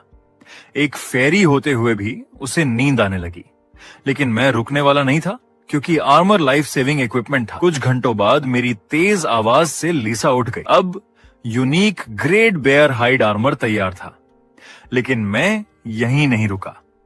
मैंने इसमें स्पेशल अटैक सिस्टम जोड़ने का सोचा। आइस वुल्फ के दांत और बोन से आर्मर एनहांस किया। अब आर्मर की एट्रीब्यूट्स दोगुनी हो गईं और उसमें हिडन स्किल भी आ गई। अगर लड़ाई में मुझ पर हमला होता तो आर्मर खुद थॉर्न्स निकालकर काउंटर अटैक करता। लिसा ने नोटिस किया कि मुझे ऐसे वेपन्स और आर्मर्स पसंद हैं जो ब्लेड्स या स्पाइक्स ग्रो करते हैं। एनहांस होने के बाद आर्मर को 2 और एट्रीब्यूट्स मिले। अब मटेरियल्स ऑलमोस्ट खत्म हो चुके थे, सिर्फ कुछ बोन्स बची थीं। मैंने उनका आधा हिस्सा बोन नाइफ्स बनाने में लगाया ताकि मॉन्स्टर्स के कॉर्पस प्रोसेस कर सकूं। बाकी से अपने लिए नया मास्क बनाया। पूरा इक्विपमेंट पहनने के बाद मुझे इंस्टेंट पावर अप फील हुआ, लेकिन तभी बाहर से हेवी वाइब्रेशंस आने लगे। लिसा ने मैजिक से चेक किया और बताया कि आर्मी मॉन्स्टर्स से लड़ रही है। मेरा चेहरा बदल गया। मेरे एरिया में डंजन तो था, फिर भी मॉन्स्टर्स बाहर थे। अलार्म की आवाज आई। दूसरे लेवल के मॉन्स्टर्स डिस्ट्रिक्ट में घुस आए थे। मुझे भाले को अपग्रेड करना पड़ा। मैंने स्पीयर को यूनिक ग्रेड तक एनहांस किया। अब उसमें 20% क्रिटिकल हिट चांस भी आ गया था। पूरी तरह रेडी होकर मैं बैटलफील्ड की ओर निकला। थोड़ी देर में लिसा ने टारगेट देखा। सामने रब्बल के बीच सैकड़ों मीटर लंबा जायंट चीटा खड़ा था। उसने फाइटर जेट को एक ही पंजे से गिरा दिया। टैंक्स और रॉकेट्स का भी उस पर कोई असर नहीं था। अगले ही पल चीटा ने सोल्जर्स पर जंप किया। मुझे लगा था सब ऑलरेडी दूसरी दुनिया भेज दिए गए होंगे, लेकिन कुछ मिलिट्री और फर्स्ट क्लास प्रोफेशनल्स अभी भी धरती पर लड़ रहे थे। मैंने सोचा, अगर देश और धरती ही खत्म हो जाए तो दूसरी दुनिया में सरवाइव करने का क्या फायदा। मैं खुद को हीरो नहीं मानता, लेकिन अगर मैं लोगों को बचा सकता हूं तो आखिरी पल तक लड़ूंगा। ये सोचकर मैं मॉन्स्टर की तरफ दौड़ा। इसकी पावर पिछले बेयर से कई गुना ज्यादा थी। टैंक्स ने फायर किया, लेकिन उसे बस हल्का दर्द हुआ। गुस्से में मॉन्स्टर ने टैंक उठा लिया और निगलने वाला था। तभी मैं उस पर जंप कर गया। मेरी इनविजिबिलिटी के कारण उसने मुझे नोटिस नहीं किया। मेरा स्पीयर जोर से उसके शरीर में घुसा और क्रिटिकल हिट ट्रिगर हुआ। मुझे लड़ता देख सोल्जर्स का खोया डेयरिंग वापस आ गया। मॉन्स्टर वीक होकर टैंक गिरा देता है, लेकिन फिर मुझे पकड़ने दौड़ा। मैंने तेजी से बचते हुए उसकी चोट का फायदा उठाया। सोल्जर्स ने गोलीबारी शुरू कर दी और मैं उस टैंक की तरफ भागा जिसमें 2 सोल्जर फंसे थे। उन्हें निकालकर मैंने हवा में जंप किया और जमीन पर उतरा। सोल्जर्स ने सांस लेते हुए थैंक यू कहा और बोले कि वो मेरे फैंस बन गए हैं। मॉन्स्टर रिकवर होकर अब मुझे देख रहा था। उसने मुझे अपना पहला टारगेट बनाया। लिसा ने कहा, उसने तुम्हारी एनर्जी लॉक कर दी है, अब इनविजिबिलिटी स्किल काम नहीं करेगी। मैंने कहा, फिक्र मत करो, मैं डायरेक्ट फाइट के लिए रेडी हूं। तभी आसमान से बिजली गिरी और मॉन्स्टर के सिर पर लगी। आ गई एम्प्रेस, वो भी असली रूप में। लेकिन मॉन्स्टर ने अब मुझे टारगेट बनाया। मैं पीछे कूदा, लेकिन उसने मुझे पकड़कर अपने सिर से जोरदार टक्कर मारी। असल में ये मेरा ट्रैप था। आर्मर की हिडन थॉर्न स्किल ने मॉन्स्टर को फिर से बहुत ज्यादा डैमेज दिया। वो पागलों की तरह भागा और बिल्डिंग से टकरा गया। मैंने जंप लगाकर स्पीयर से एक और क्रिटिकल हिट किया। मॉन्स्टर अब कमजोर पड़ चुका था। एम्प्रेस समझ गई कि लेवल डिफरेंस बहुत ज्यादा है। उसके अटैक से मॉन्स्टर नहीं मरेगा। उसने कहा, मैं तुम्हें बफ दे सकती हूँ, लेकिन इससे मेरी सारी डिवाइन पावर खत्म हो जाएगी। मैंने कहा, ट्राई करो। एम्प्रेस ने बिना देर किए पावर रिलीज की। सिस्टम ने बताया, स्पिरिट थंडर रिसीव्ड। अब मेरी स्पीड, अटैक, क्रिटिकल चांस सब बढ़ गए थे। अटैक्स में थंडर डैमेज भी जुड़ गया। मैंने सारे थॉर्न्स तोड़े और मॉन्स्टर के शरीर में जोरदार स्पीयर स्ट्राइक किया। थंडर डैमेज भी ट्रिगर हो गया और आखिरकार मॉन्स्टर मेरे हाथों मारा गया। मुझे इतना एक्सपीरियंस पॉइंट मिला कि मैं सीधा लेवल 28 तक पहुंच गया। लड़ाई खत्म होते ही मैं जमीन पर गिर गया। लिसा ने मेरी तारीफ की, जबकि एम्प्रेस अभी भी चेक कर रही थी कि चीता वाकई मरा है या नहीं। मुझे ये जानकर थोड़ा अजीब लगा कि उसे कोई एक्सपीरियंस पॉइंट नहीं मिला। तब उसने बताया कि क्योंकि हम पार्टी में नहीं थे, इसलिए एक्सपी शेयर नहीं हुआ। ये सुनकर मैं हैरान रह गया। पहली बार मुझे इस सिस्टम का पता चला। नीचे मौजूद लोग चीता के मरने पर खुश थे, लेकिन अब बारी थी लूट डिस्ट्रीब्यूशन की। मरा हुआ चीता सिकुड़कर छोटा हो गया था। जैसे ही लोग लूट बांटने वाले थे, मैंने उन्हें रोक दिया। मैंने साफ कहा कि मेरा हिस्सा सबसे बड़ा होना चाहिए। मैंने एम्प्रेस से सजेशन मांगा। उसने कहा, मुझे 60%, उसे 20% और बाकी लोग बचा हुआ हिस्सा बांट लें। ये सुनकर मैं सैटिस्फाइड था और दूसरों ने भी अपोज नहीं किया। मैं सीधे चीता पर चढ़ा और उसके शरीर से लेवल 3 मैजिक स्टोन निकाला। मैंने एम्प्रेस से सजेशन ली और उसने कहा कि ये मुझे ही लेना चाहिए, लेकिन बाकी लोगों को ये मंजूर नहीं था। आखिर ये हाई लेवल स्टोन था। लिसा इस लो लेवल सोच को देखकर डिसअपॉइंटेड हुई। मुझे माँ की सिखाई बात याद आई, जब कंट्रोवर्सी हो तो मुट्ठी से अच्छा कम्युनिकेशन टूल और कुछ भी नहीं है। मैंने स्टोन वापस चीता के शरीर में घुसा दिया और कहा, तुम लोग आपस में बांट लो, लेकिन अगर मेरा हिस्सा जरा भी कम हुआ तो कोई भी यहाँ से जिंदा नहीं जाएगा। मेरे प्रेशर को देखकर सब होश में आ गए और मान गए कि स्टोन मुझे ही मिलेगा। मैंने फिर से मैजिक स्टोन निकाला। उसी वक्त एम्प्रेस ने कहा कि मैं उसका हिस्सा भी संभाल लूं और बदले में वो अपने शेयर का 40% मुझे देगी। उसे सिर्फ चीता की स्किन चाहिए थी, बाकी हड्डियों को भी उसने मुझे दे दिया। ये सुनकर मैंने उसे तुरंत हाँ बोल दिया। बाकी लोगों ने भी एम्प्रेस की तरह नेगोशिएशन करने की कोशिश की, लेकिन इस बार मैंने स्ट्रिक्ट एटीट्यूड दिखाया। मैंने कहा कि अब मुझे 50% मटेरियल चाहिए। मजबूरी में उन्हें मानना पड़ा। सारे मटेरियल प्रोसेस करने के बाद मैं घर जाने लगा, लेकिन एम्प्रेस ने रोका।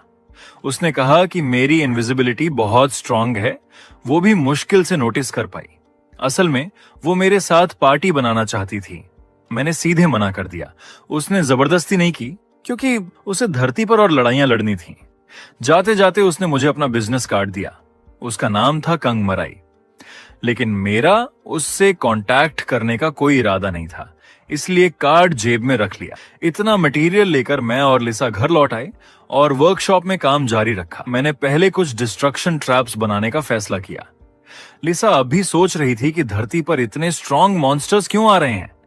हालांकि अभी हाल ही में कैटास्ट्रोफी हुआ था, लेकिन लेवल 3 के मॉन्स्टर्स पहले ही आ चुके थे। उसने कहा कि अभी धरती पर कोई भी सेकंड प्रोफेशन वाले प्रोफेशनल्स नहीं हैं। फिर भी मॉन्स्टर्स तीसरे लेवल तक डेवलप हो चुके हैं। इंसान डिवाइन पावर की मदद से दूसरी दुनिया में जाकर स्ट्रॉन्ग हो सकते थे, लेकिन मॉन्स्टर्स की ग्रोथ बहुत तेज थी।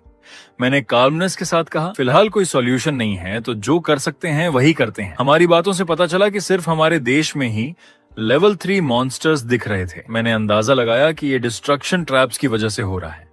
मॉन्स्टर्स को इनसे खतरा महसूस हुआ और वो प्रेशर्ड होकर तेजी से डेवलप होने लगे। लिसा को पहले शक हुआ, लेकिन फिर मानना पड़ा कि ये हाइपोथेसिस सही हो सकता है। फिर भी अगर ट्रैप्स ना हो तो मॉन्स्टर्स इंसानों को मारकर और भी स्ट्रांग हो जाते। मतलब ट्रैप्स जरूरी थे, भले ही वो उनकी ग्रोथ को तेज कर रहे थे। मैंने ट्रैप्स बनाना जारी रखा। लिसा सोच रही थी कि क्या मुझे सच में सिर्फ ये चीजें बनाकर खुशी मिलती है। मैंने कहा कि मैं ये सिर्फ एक्सपीरियंस के लिए कर रहा हूँ। 1000 साल तक जिंदगी स्टेबल थी, ये न्यू थिंग्स एक्सपीरियंस करना ही मेरे लिए नया था।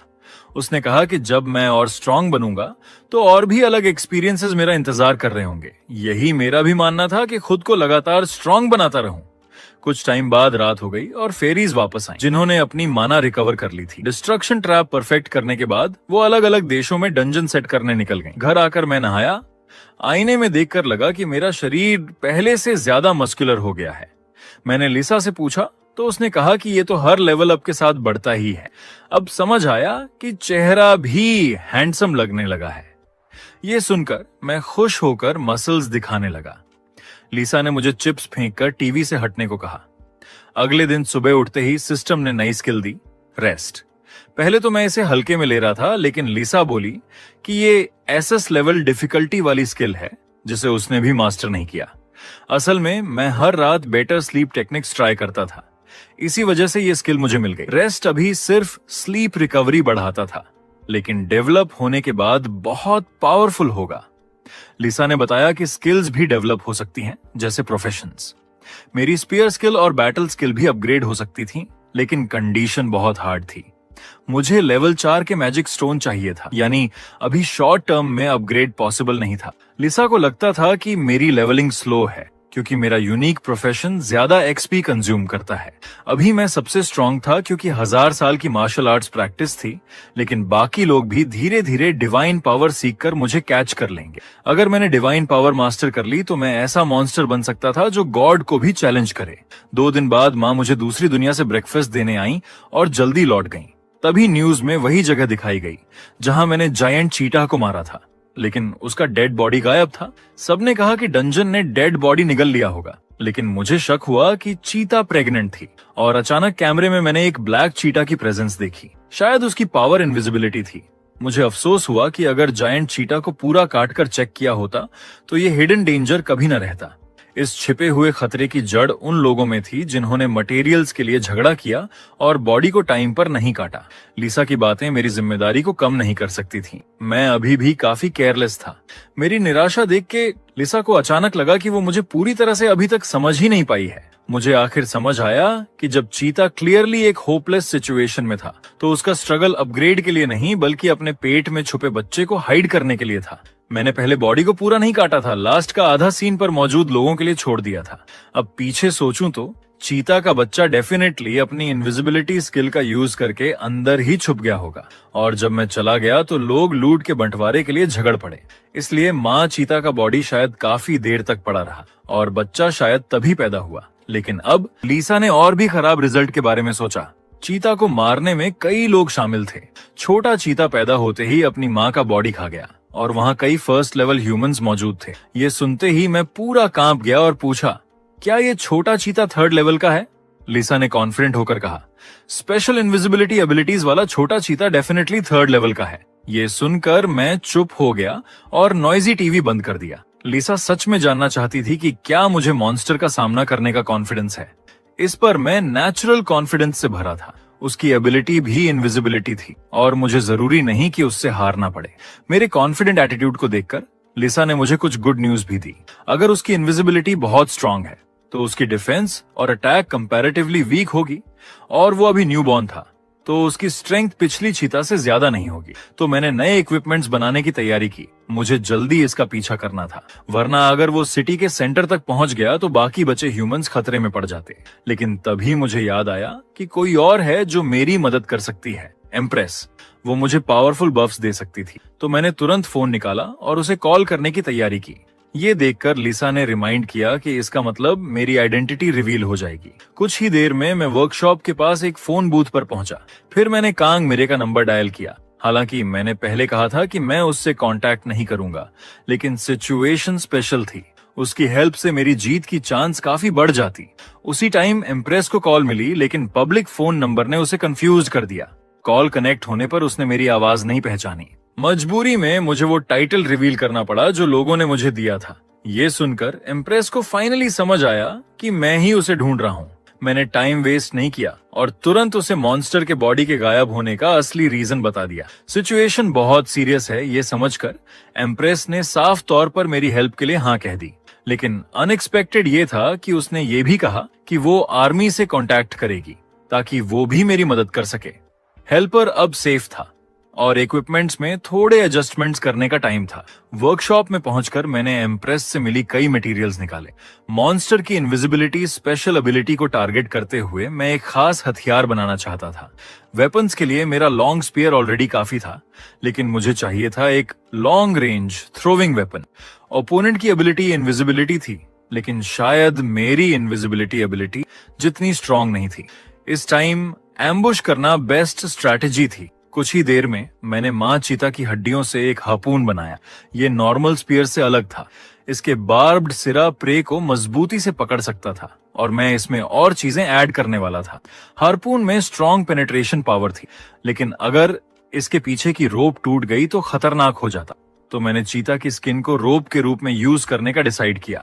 जल्द ही लिसा ने परफेक्टली तैयार किए हुए इक्विपमेंट्स देखे और डाउट किया कि क्या मैंने डिवाइन मैजिक का यूज किया। ये सुनकर मैं स्पीचलेस था। अगर मैंने डिवाइन पावर मास्टर कर ली होती तो मुझे इतनी मेहनत करने की जरूरत ही नहीं होती। मैं सीधा मॉन्स्टर की पिटाई करने चला जाता। आखिरकार कई घंटों बाद सब तैयार हो गया। जब लिसा ने देखा कि मैं माँ चीता की हड्डियों से उसके बच्चे का शिकार करने जा रहा हूँ, तो उसने महसूस किया कि मैं बहुत क्रूर हूँ। लेकिन ये भी काफी नहीं था, तो मैंने एक हाई लेवल मैजिक स्टोन निकाला। ये देखकर लिसा ने तुरंत मुझे रोकने की कोशिश की। उसे अंदाजा भी नहीं था कि मैं एक हार्पून पर इतना बड़ा रिस्क लूंगा, लेकिन ये रिसोर्सेज का पूरा यूज था। अगर मैं छोटे चीता को नहीं मार पाया तो इस मैजिक स्टोन को रखने का कोई फायदा नहीं था। जल्द ही मैजिक स्टोन की पावर से लोडेड हार्पून ने स्ट्रॉन्ग एनर्जी रेडिएट करना शुरू किया। अब harpoon high grade unique level तक पहुंच गया था और उसकी सारी एट्रीब्यूट्स 20% बढ़ गई थी। ये इफेक्ट मेरी एक्सपेक्टेशन से डबल था। ये हाई लेवल मैजिक स्टोन की पावर ही होनी चाहिए। नए बने इक्विपमेंट्स लेकर मैं फिर से एम्प्रेस से कांटेक्ट करने के लिए फोन बूथ पहुंचा। वो पहले से ही स्क्वायर की तरफ जा रही थी। मैंने उसे तुरंत अंदर न जाने को कहा। मॉन्स्टर के पास इनविजिबिलिटी स्किल थी और केयरलेस एंट्री अटैक में बदल सकती थी। छोटा चीता उसी जगह के पास होना चाहिए जहां माँ चीता मरी थी। वो बहुत पॉसिबल है कि अपनी माँ का बदला लेने की तलाश में हो, तो मैंने एम्प्रेस को सावधान रहने के लिए कहा। आखिरकार माँ चीता को हमने ही मारा था। फिर लिसा ने अचानक आगे व्हीकल्स देखे। कार में बैठी शख्स एम्प्रेस कैंग मेरे थी। हालांकि वो अभी भी मेरी पहचान नहीं जानती थी। एम्प्रेस ड्राइव करते हुए मेरी प्लान के बारे में पूछ रही थी। मेरी प्लान सिंपल थी, हार्पून का यूज करके उसे गिराना ताकि वो इनविजिबिलिटी एबिलिटी यूज न कर सके। मैं पहले इंसिडेंट साइट पर एंट्री करूंगा। जल्द ही लिसा को भी फील हुआ कि छोटा चीता पास ही है। ऐसा लग रहा था कि उसने अभी तक मेरे अराइवल को नोटिस नहीं किया, जिससे एम्बुश करना और इजी हो गया। फिर मैंने हार्पून के दूसरे एंड को जमीन में मजबूती से फिक्स कर दिया। अब मुझे बस छोटे चीता के आने का वेट करना था। उसकी एनर्जी मेरी और लिसा की परसेप्शन से बच नहीं सकती थी। कुछ ही देर में एक अजीब ठंडी एनर्जी धीरे धीरे फैलने लगी। उस पल मेरे बगल में छोटा चीता खड़ा था, लेकिन उसने मुझे नोटिस नहीं किया था। वो अपनी इनविजिबिलिटी एबिलिटी पर बहुत ज्यादा कॉन्फिडेंट था। उसे नहीं पता था कि लिसा और मैं पहले ही उसे लॉक कर चुके हैं और इनविजिबिलिटी स्टेट में मेरे पैसिव ने हर एक को 10% डैमेज बोनस दे दिया। अगले ही पल मैंने अचानक हार्पून फेंका। स्पीड से उड़ता हुआ हार्पून सीधा वार करने की इच्छा लेकर आया और फिर उसने छोटे चीता के शरीर को जोरदार तरीके से हिट किया। इस अचानक अटैक ने चीता को दर्द से चीखने पर मजबूर कर दिया, लेकिन असली दर्द तो अभी बाकी था। मेरे हमलों में एक्स्ट्रा डैमेज था, लेकिन फिर भी हार्पून ने चीता के शरीर का सिर्फ आधा हिस्सा ही छेदा। लकीली उसकी डिफेंस और अटैक बहुत स्ट्रांग नहीं थे, वरना असर बहुत कम हो जाता। दर्द से तड़पते हुए चीता अब गुस्से में मुझे घूरने लगा। लिसा ने तुरंत मुझे वार्न किया और मैंने तुरंत रिएक्ट किया। तभी मॉन्स्टर का अटैक मेरी ओर मुड़ा। उसकी स्पीड अनबिलीवेबल थी, लेकिन मैं किसी तरह इस वार से बच गया। जैसे ही चीता पीछा करने की तैयारी करने लगा, मेरे फेंके गए हार्पून ने आखिरकार अपना असली काम करना शुरू किया। चीता को महसूस हुआ कि वो आगे नहीं बढ़ पा रहा है, क्योंकि पीछे से हार्पून की रोप ने उसे जकड़ रखा था। उसके शरीर में फंसे बार्ब्स उसे और भी दर्द दे रहे थे। रोप मेरी उम्मीद से कहीं ज्यादा स्ट्रांग थी। अब मुझे बस यही करना था कि बचे हुए हार्पून से उस पर लगातार अटैक करता रहूं और ये बैटल लगभग जीत ली जाएगी। अगले ही पल मैंने तुरंत दूसरा हार्पून उठाया। चीता के दर्द से डिस्ट्रैक्ट होने का फायदा उठाते हुए मैंने अचानक उसे भी फेंक दिया और यह हार्पून भी चीता के फ्लैश को चीर गया। उसकी टेरिफाइंग चीख सुनकर मेरा मन हुआ कि सारे हार्पून इस्तेमाल करके इसे खत्म कर दूं, लेकिन तभी मुझे क्राइसिस का एहसास हुआ। वो दर्द झेलकर भी मुझ पर टूट पड़ा। मैंने दोनों हाथ उठाकर इस अटैक को ब्लॉक किया। एक पल में मेरे ग्लव्स टूटकर चकनाचूर हो गए। इस जबरदस्त इंपैक्ट ने मुझे कई मीटर पीछे धकेल दिया, लेकिन मुझे सबसे ज्यादा दुख इस बात का हुआ कि उन ग्लव्स में लगी मेरी बनाई स्पेशल बोन ब्लेड अब टुकड़ों में बिखर गई थी। हालांकि मेरी आर्म सेफ थी, अब उन्हें बाद में रिपेयर करना होगा। ये देखकर लिसा भी शॉक्ड रह गई। उसे उम्मीद नहीं थी कि वो ग्लव्स सच में काम करेंगे। तभी चीता ने अपने पंजे घुमाए और उनसे निकला एक शार्प एनर्जी ब्लड ब्लेड। मैं तुरंत जंप करके उस अटैक से दूर हो गया, लेकिन ब्लड ब्लेड की डिस्ट्रक्टिव पावर देखकर मैं और लिसा दोनों दंग रह गए। होश में आते ही लिसा बोली कि यही उसकी एबिलिटी है। उसका यह अटैक मुझे भी सरप्राइज कर गया। मुझे उम्मीद ही नहीं थी कि इसके पास लॉन्ग रेंज कैपेबिलिटी होगी, लेकिन यही तो लेवल 3 वाले मॉन्स्टर की स्ट्रेंथ होती है। अब चीता की मूवमेंट में थोड़ी स्लोनेस साफ दिखाई दे रही थी। लगातार वायलेंट एक्शन से उसके घावों से ब्लीडिंग हो रही थी। जितना वो स्ट्रगल करता उतनी ही उसकी चोटें और बढ़ रही थीं। लग रहा था कि छोटा चीता अब हालात समझ चुका था। अगले ही पल उसने अपने मुंह से हार्पून की रोप काट डाली। ये देखकर लिसा ने तुरंत मुझे वार्न किया कि अगर मैंने अभी एक्शन नहीं लिया तो वो सारी रस्सियां तोड़ देगा। मैंने जल्दी से आयरन पोस्ट उठाया और हार्पून को ग्राउंड में फिक्स कर दिया। पहले तो मैं सोचता था कि मॉन्स्टर्स में कोई इंटेलिजेंस नहीं होती, लेकिन अब साफ था कि जब ये हायर लेवल तक पहुंचते हैं तो स्ट्रेंथ और इंटेलिजेंस दोनों में बहुत सुधार हो जाता है। मैंने फिर हार्पून उठाया, तैयार कि उसकी मूवमेंट को ब्लॉक कर सकूं। छोटे चीता ने भी बिना हिचक दूसरा ब्लड ब्लेड छोड़ा, लेकिन मैं फिर भी उससे बच निकला। फिर मैंने पूरी फोर्स से हार्पून फेंका। इस बार मेरा टारगेट था उसका पंजा। उसके शरीर में पहले से ही 3 हार्पून धंस से हुए थे और अब पंजे में फंसा हार्पून उसे अटैक करने से रोक रहा था। चीता पागलों की तरह चीख उठा। लिसा ने मेरे थ्रोइंग स्किल की प्रेज की। उसकी यह रेयर प्रशंसा सुनकर मैं खुश हो गया, लेकिन अभी भी लापरवाह नहीं हो सकता था। छोटे चीता को इतनी आसानी से मारना पॉसिबल नहीं था। तभी पीछे से लाउड नॉइज आई। वो थी एम्प्रेस कांगमिरे। वह अब अपने सोल्जर्स के साथ पहुंच चुकी थी। सामने जूझते मॉन्स्टर को देखकर उसने तुरंत अटैक शुरू किया। उसकी हथेलियों में इलेक्ट्रिक एनर्जी चमकने लगी। उसने पूरी स्ट्रेंथ से अपनी पावर रिलीज की। इस बार की बिजली पिछली बार से कई गुना ज्यादा पावरफुल थी। उसका वार छोटे चीता पर बहुत हैवी पड़ा और अब उनकी कार भी आकर मेरे सामने रुकी। कार से उतरकर एम्प्रेस ने सरप्राइज होकर देखा कि मैंने वाकई मॉन्स्टर को कैप्चर कर रखा है। उसके आने से मैं बेहद एक्साइटेड हो गया। वो बिल्कुल राइट टाइम पर आई थी। मैंने तुरंत उसके साथ स्ट्रेटेजी पर डिस्कस किया। मेरी प्लान थी कि एम्प्रेस इलेक्ट्रिक अटैक करके मेरे वॉर का साथ दे। एम्प्रेस की स्ट्रेंथ तेजी से बढ़ती जा रही थी। साफ था कि उसकी असली आइडेंटिटी बहुत इंपॉर्टेंट है, लेकिन यही तो बेस्ट था। जितनी वो स्ट्रांग होगी, शिकार उतना ही इजी होगा। चीता ने उसके अटैक का सामना किया, लेकिन अब उसका शेक करता बॉडी उसकी वीकनेस दिखा रहा था और अब असली हंटिंग बैटल शुरू हो चुकी थी। मैंने फिर से हार्पून पोस्ट को ग्राउंड में ठोक दिया। छोटा चीता अभी अभी एम्प्रेस की बिजली से पैरालाइज हुआ था। उसके शरीर में पहले से ही 3 हार्पून धंस से हुए थे। अब वो कहीं नहीं जा सकता था। मैंने पूरी फोर्स से अगला हार्पून फेंका। इस बार उसका दूसरा पंजा टारगेट बना। छोटा चीता बहुत पावरफुल था। मुझे डर था कि पोस्ट टूट सकते हैं, इसलिए मैं कोई चांस नहीं लेना चाहता था। मैंने एम्प्रेस से उसकी कंडीशन पूछी। उसने कहा कि अभी तुरंत बिजली गिरा सकती है, लेकिन अगर 2 मिनट और रुके तो उसका अटैक और भी स्ट्रांग होगा। मैंने उससे कहा कि 2 मिनट में वार करे, तब तक मैं इस मॉन्स्टर को उलझाए रखूंगा। चीता लगातार अटैक झेलकर भी खड़ा रहने की कोशिश कर रहा था। लिसा और मैं समझ गए थे कि उसकी स्टेमिना अभी पूरी तरह खत्म नहीं हुई है। मैंने फिर हार्पून उठाया और अगले ही पल अटैक किया। चीता दर्द से ग्रोंड करने लगा, लेकिन पंजों में दर्द होने के बावजूद उसने फिर कई ब्लड ब्लेड छोड़े। मुझे लगा उसका टारगेट मैं हूँ, लेकिन उन अटैक्स ने आसपास की बिल्डिंग्स और ग्राउंड को हिट किया। जैसे ही मैं सोच रहा था कि वो ऐसा क्यों कर रहा है, तभी ग्राउंड स्ट्रांगली शेक करने लगी। ये उसकी दूसरी एबिलिटी थी, मिनरलाइजेशन। ये देखकर एम्प्रेस ने उसकी पावर रोकने की तैयारी की, लेकिन छोटे चीता ने तुरंत इलेक्ट्रिक फोर्स को भांप लिया और कार पर पागलों की तरह टूट पड़ा। उसके अटैक इतने वायलेंट थे कि एम्प्रेस ब्लॉक हो गई और वो चीता को टारगेट नहीं बना सकी। फिर चीता और भी क्रूर हो गया। उसने जबरदस्ती अपना पैर हारपून से खींच लिया, चाहे उसका शरीर फट क्यों न जाए। उसकी इस रूथलेसनेस ने मुझे हिला दिया, लेकिन मेरी किल करने की चाह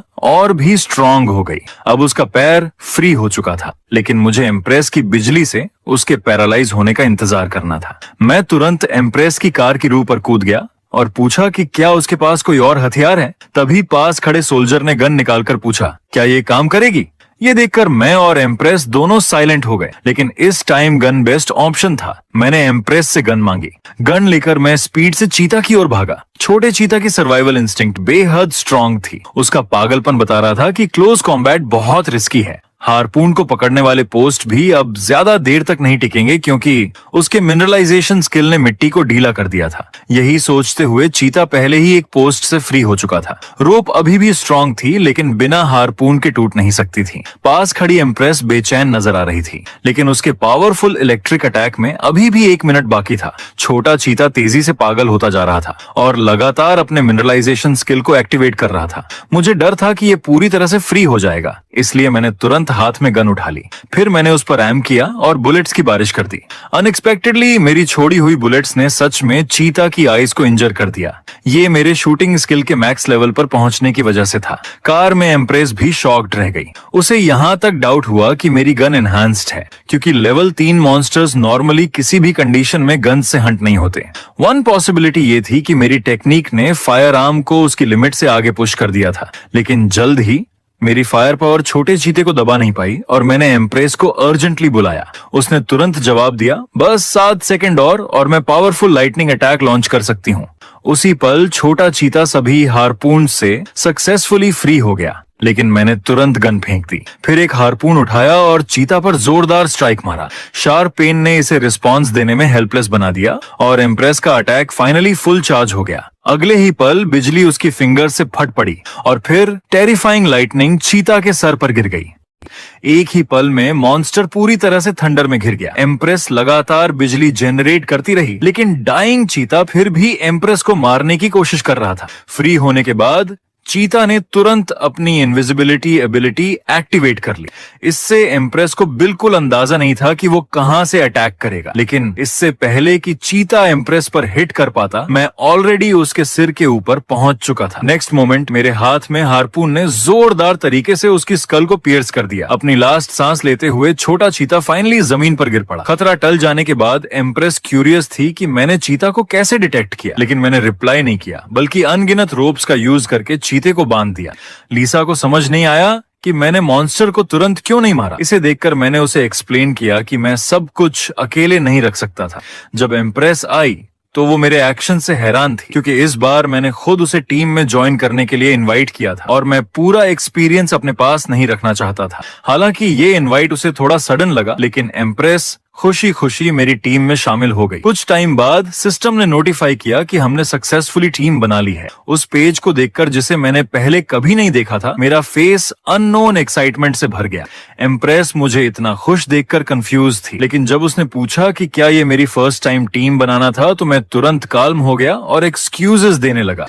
अब बारी थी इस लेवल 3 मॉन्स्टर को बुचर करने की। डाइंग चीता को देखते हुए मैंने उसे फाइनल गुड बाय दिया, फिर सीधे उसे किल कर दिया। चीता को किल करने से मिला एक्सपीरियंस मुझे सीधा लेवल 36 तक ले गया। सभी एट्रीब्यूट्स 10 पॉइंट्स बढ़ गए। पास में लीसा मुझे इतने लेवल्स अप होते देखकर संतुष्ट लगी, लेकिन लेवल अप करने के बाद मुझे चक्कर आने लगे। ये एक बार में बहुत ज्यादा एक्सपीरियंस गेन करने के कारण था। पास में एम्प्रेस को भी नौजिया फील हुआ। लीसा ने बताया कि लेवल 3 मॉन्स्टर्स को किल करने से लेवल 2 के मुकाबले कहीं ज्यादा एक्सपीरियंस पॉइंट मिलता है। कंटिन्यूअस लेवलिंग की वजह से साइड इफेक्ट्स ने हमें बहुत अनकंफर्टेबल कर दिया, लेकिन कुछ समय बाद हम ठीक हो जाएंगे। थोड़ी देर बाद एम्प्रेस और मैं फाइनली नॉर्मल हो गए। अब लूट डिस्ट्रीब्यूट करने का टाइम आ गया था।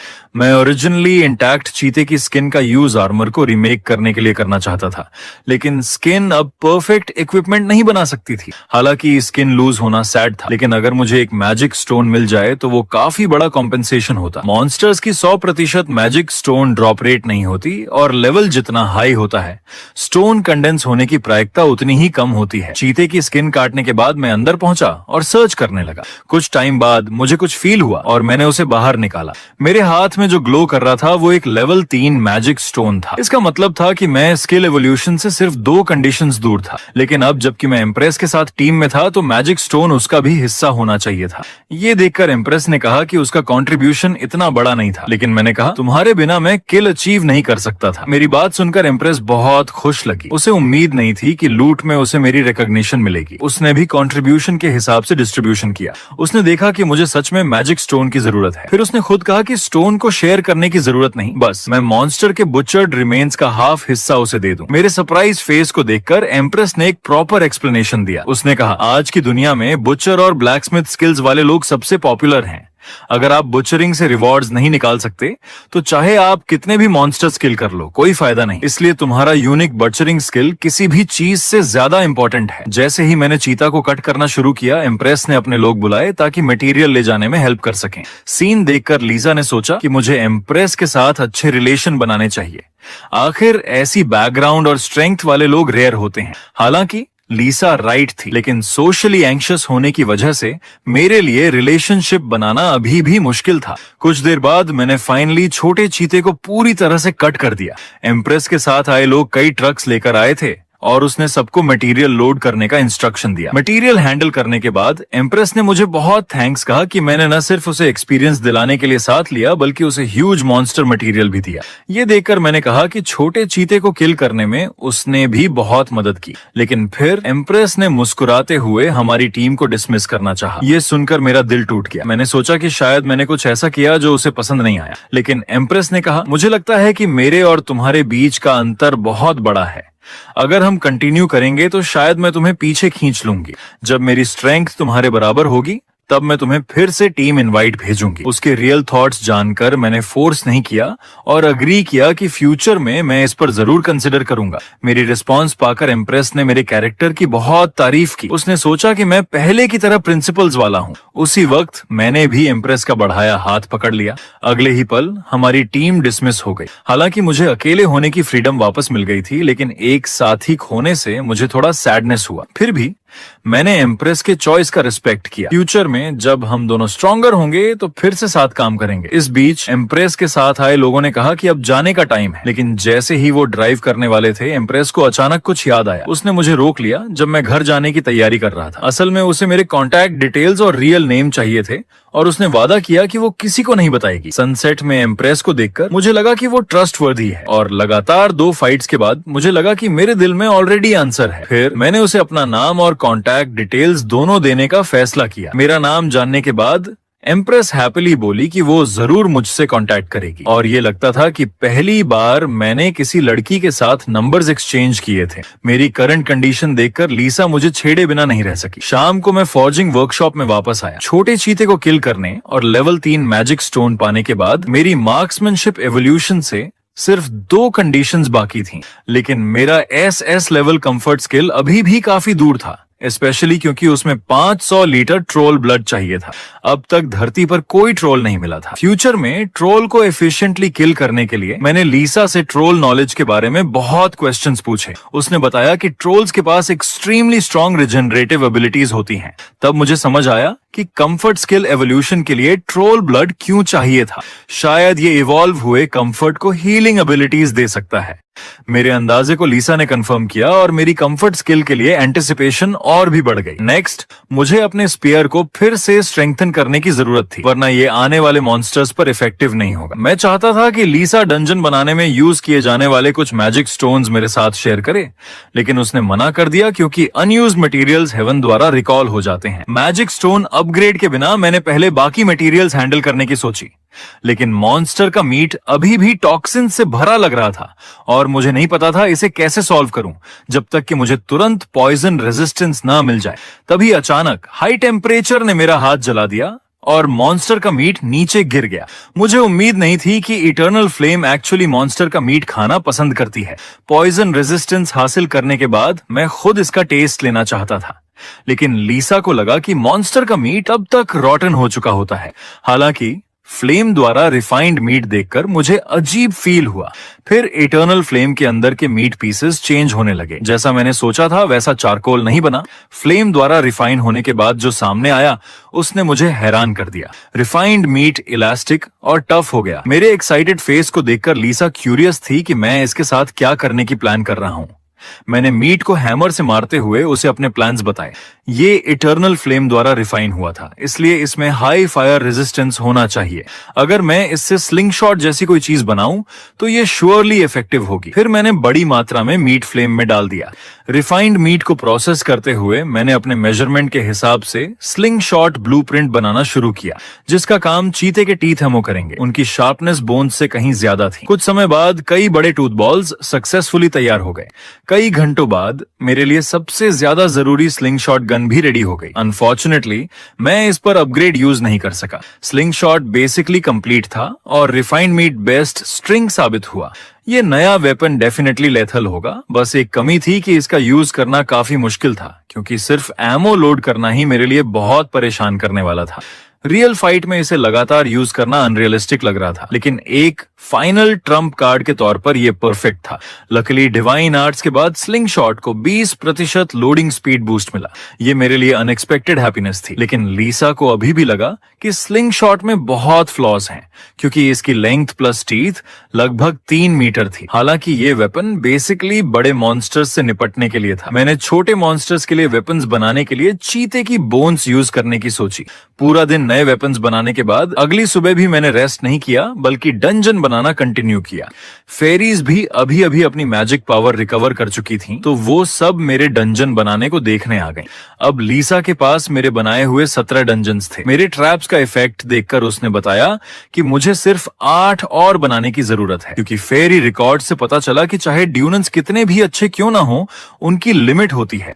अगर सारे मॉन्स्टर्स ड्यूनन्स में अट्रैक्ट हो गए तो एक्स्ट्रा ट्रैप्स डिवाइन पावर से क्लैश करेंगे, जिससे धरती पर अनप्रेसिडेंटेड पावरफुल मॉन्स्टर्स अपीयर होंगे। फिर वो डंजन्स के जरिए और स्ट्रॉन्गर बनेंगे। मैं पूरी तरह से शॉक्ड रह गया।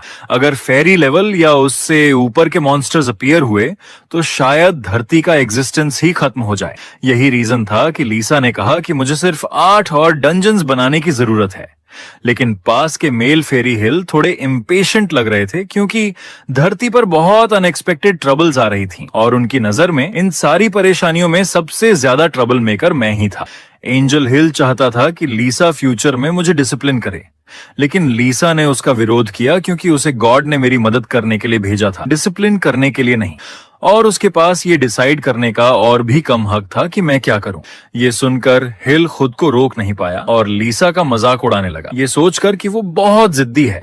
जैसे ही उसने ये बोला, डिवाइन पावर धीरे धीरे लीसा के हाथों में इकट्ठा होने लगी। अगले ही पल डिवाइन पावर की एक लाइट सोर्ड उसके हाथ में अपीयर हुई। लीसा ने अचानक अपनी तलवार हिल की तरफ मोड़ दी। क्लियरली उसे किसी का इंटरफेरेंस बिल्कुल पसंद नहीं था। ये देखकर हिल को लगा कि लिसा और भी अनरीजनेबल हो रही है। बाकी 2 फेरीज ने भी लिसा का सपोर्ट कर दिया। उनका कहना था कि हिल को लिसा के मिशन में दखल देने का कोई हक नहीं है, इसके बजाय उसे अपनी रिस्पॉन्सिबिलिटीज पर ध्यान देना चाहिए। फिर भी साथी फेरीज होने के नाते उन्होंने लिसा को थोड़ा शांत करने की कोशिश की। सच कहें तो फेरीज हमेशा अपने आप को हाई बीइंग्स मानती थीं, लेकिन जब लड़ाई झगड़े की बारी आती थी तो वो भी आम लोगों जैसी ही लगती थीं। लीसा को ऐसे गुस्से में देखकर मुझे लगा कि शायद हम दोनों के बीच इतना बड़ा फर्क नहीं है जितना मैंने सोचा था। खैर, मैटर सेटल होने के बाद वो सब फिर से ट्रैप्स लगाने निकल पड़ी। हमेशा की तरह लिसा मेरे सिर पर कंफर्टेबली बैठी रही। जैसे ही हिल और बाकी फेरीज चली गईं, लिसा सॉफ्टली बोली, मुझे तुम्हें अपना ये दूसरा साइड नहीं दिखाना चाहिए था। मैंने उसे समझाया कि इसमें कोई प्रॉब्लम नहीं है। सच कहूं तो मुझे उसके डिफरेंट इमोशंस देखना अच्छा लगा, लेकिन लिसा को लगा कि मैं थोड़ा डम हूं, क्योंकि फेरीज ने तो बहुत पहले ही इंसानों के प्रति ये सारी फीलिंग्स कंट्रोल करना सीख लिया था। फिर भी हिल को देखकर मुझे डाउट हुआ। वो बिल्कुल भी ऐसा नहीं लग रहा था कि उसने अपनी इमोशंस को कंट्रोल कर लिया हो। यही रीजन लिसा ने भी रिवील किया। असल में हिल मुझसे जेलस था। मेरी स्किल्स और टैलेंट से वो इनसिक्योर फील कर रहा था और वो अपनी इनर इमोशंस दबा नहीं पा रहा था। ये सुनकर मैं थोड़ी देर के लिए स्टन्ड रह गया। तो क्या फेरीज की नजर में अब मैं नॉर्मल इंसान नहीं रहा? लेकिन फिर मैंने खुद को समझाया कि शायद लिसा थोड़ी ज्यादा ओवर एस्टिमेट कर रही है। फिर भी लिसा ने धीरे से कहा, तुम खुद को बहुत अंडर एस्टिमेट करते हो। वर्कशॉप में वापस आकर लिसा मुझे इस ट्रैप बनाने वाले मिशन को पूरा करने के लिए रिवॉर्ड देने वाली थी। रिवॉर्ड का नाम सुनते ही मैंने तुरंत उसे कहा कि मुझे सिर्फ प्रैक्टिकल चीजें चाहिए। लिसा ने मेरी शक्ल देखकर नफरत भरी नजर से देखा, क्योंकि जो रिवॉर्ड वो देने वाली थी वो मुझे बहुत शॉक करने वाला था। पृथ्वी पर डिवाइन पावर के उतरने की वजह से कई नई मेटल वेन्स वाले डंजन्स प्रकट हुए थे और वो मुझे उन डंजन्स के लोकेशन देने वाली थी। पहले कभी न मिली धातुओं के बारे में सुनकर मेरी तुरंत इंटरेस्ट जाग गई। सच में ये बेस्ट रिवॉर्ड था। थोड़ी ही देर बाद हम वर्कशॉप के बाहर आए। पहले की भीड़ के मुकाबले अब यहाँ बहुत सुनसान था। उसी समय लिसा ने मुझसे पूछा कि क्या मुझे अर्थ की 1000 साल की स्टिलनेस याद आ रही है। हालांकि सड़कें पहले जैसी ही थीं, लेकिन सिचुएशन अब बहुत अलग थी, क्योंकि पृथ्वी पर अब सिर्फ मैं ही नहीं था, बल्कि इम्प्रेस जैसे कई इंसान थे जो फाइट कर रहे थे। अब मैं अकेला नहीं था। मेरे एक्साइटेड फेस को देखकर लिसा भी मेरे लिए खुश थी। कुछ देर बाद लिसा मुझे एक जंगल में ले आई। आगे जो अजीब रास्ता था वही डंजन था जिसका उसने जिक्र किया था। ये जगह एज कंट्री से ज्यादा दूर नहीं थी और मैं पैदल ही अपने डेस्टिनेशन तक पहुंच गया। लेकिन जैसे ही मैं डायरेक्ट अंदर जाने लगा, ऊपर एक प्रोहिबिशन नोटिस दिखाई दिया। इस डंजन में मिनिमम लेवल 50 की लिमिट थी। ये देखकर मुझे लगा जैसे मेरे साथ मजाक किया गया हो। इस पर लिसा ने कहा, तुम मुझे किस तरह का छोटा इंसान समझते हो। ये सुनकर मैंने घर पर उसकी सारी कमियों की लिस्ट बना दी और लिसा शर्मिंदा और गुस्से में आ गई। लेकिन इस तरह का प्रोहिबिशन उन जैसे हायर बीइंग्स को रोक नहीं सकता था। लिसा ने हल्के से हाथ हिलाया और जो रास्ता अभी तक बंद था वो तुरंत मेरे लिए खुल गया। ये देखकर मैंने लिसा की तारीफ की कि वो मेरी सोच से ज्यादा यूजफुल है, लेकिन मेरी तारीफ उसके कानों को इंसल्ट जैसी लगी। अब मैं सक्सेसफुली रास्ते से अंदर आ चुका था। चारों तरफ देखने पर गुफा में कई रेयर मेटल ओर्स थे। फिर मैंने एक्साइट होकर लिसा से पूछा कि अब आगे क्या करना है।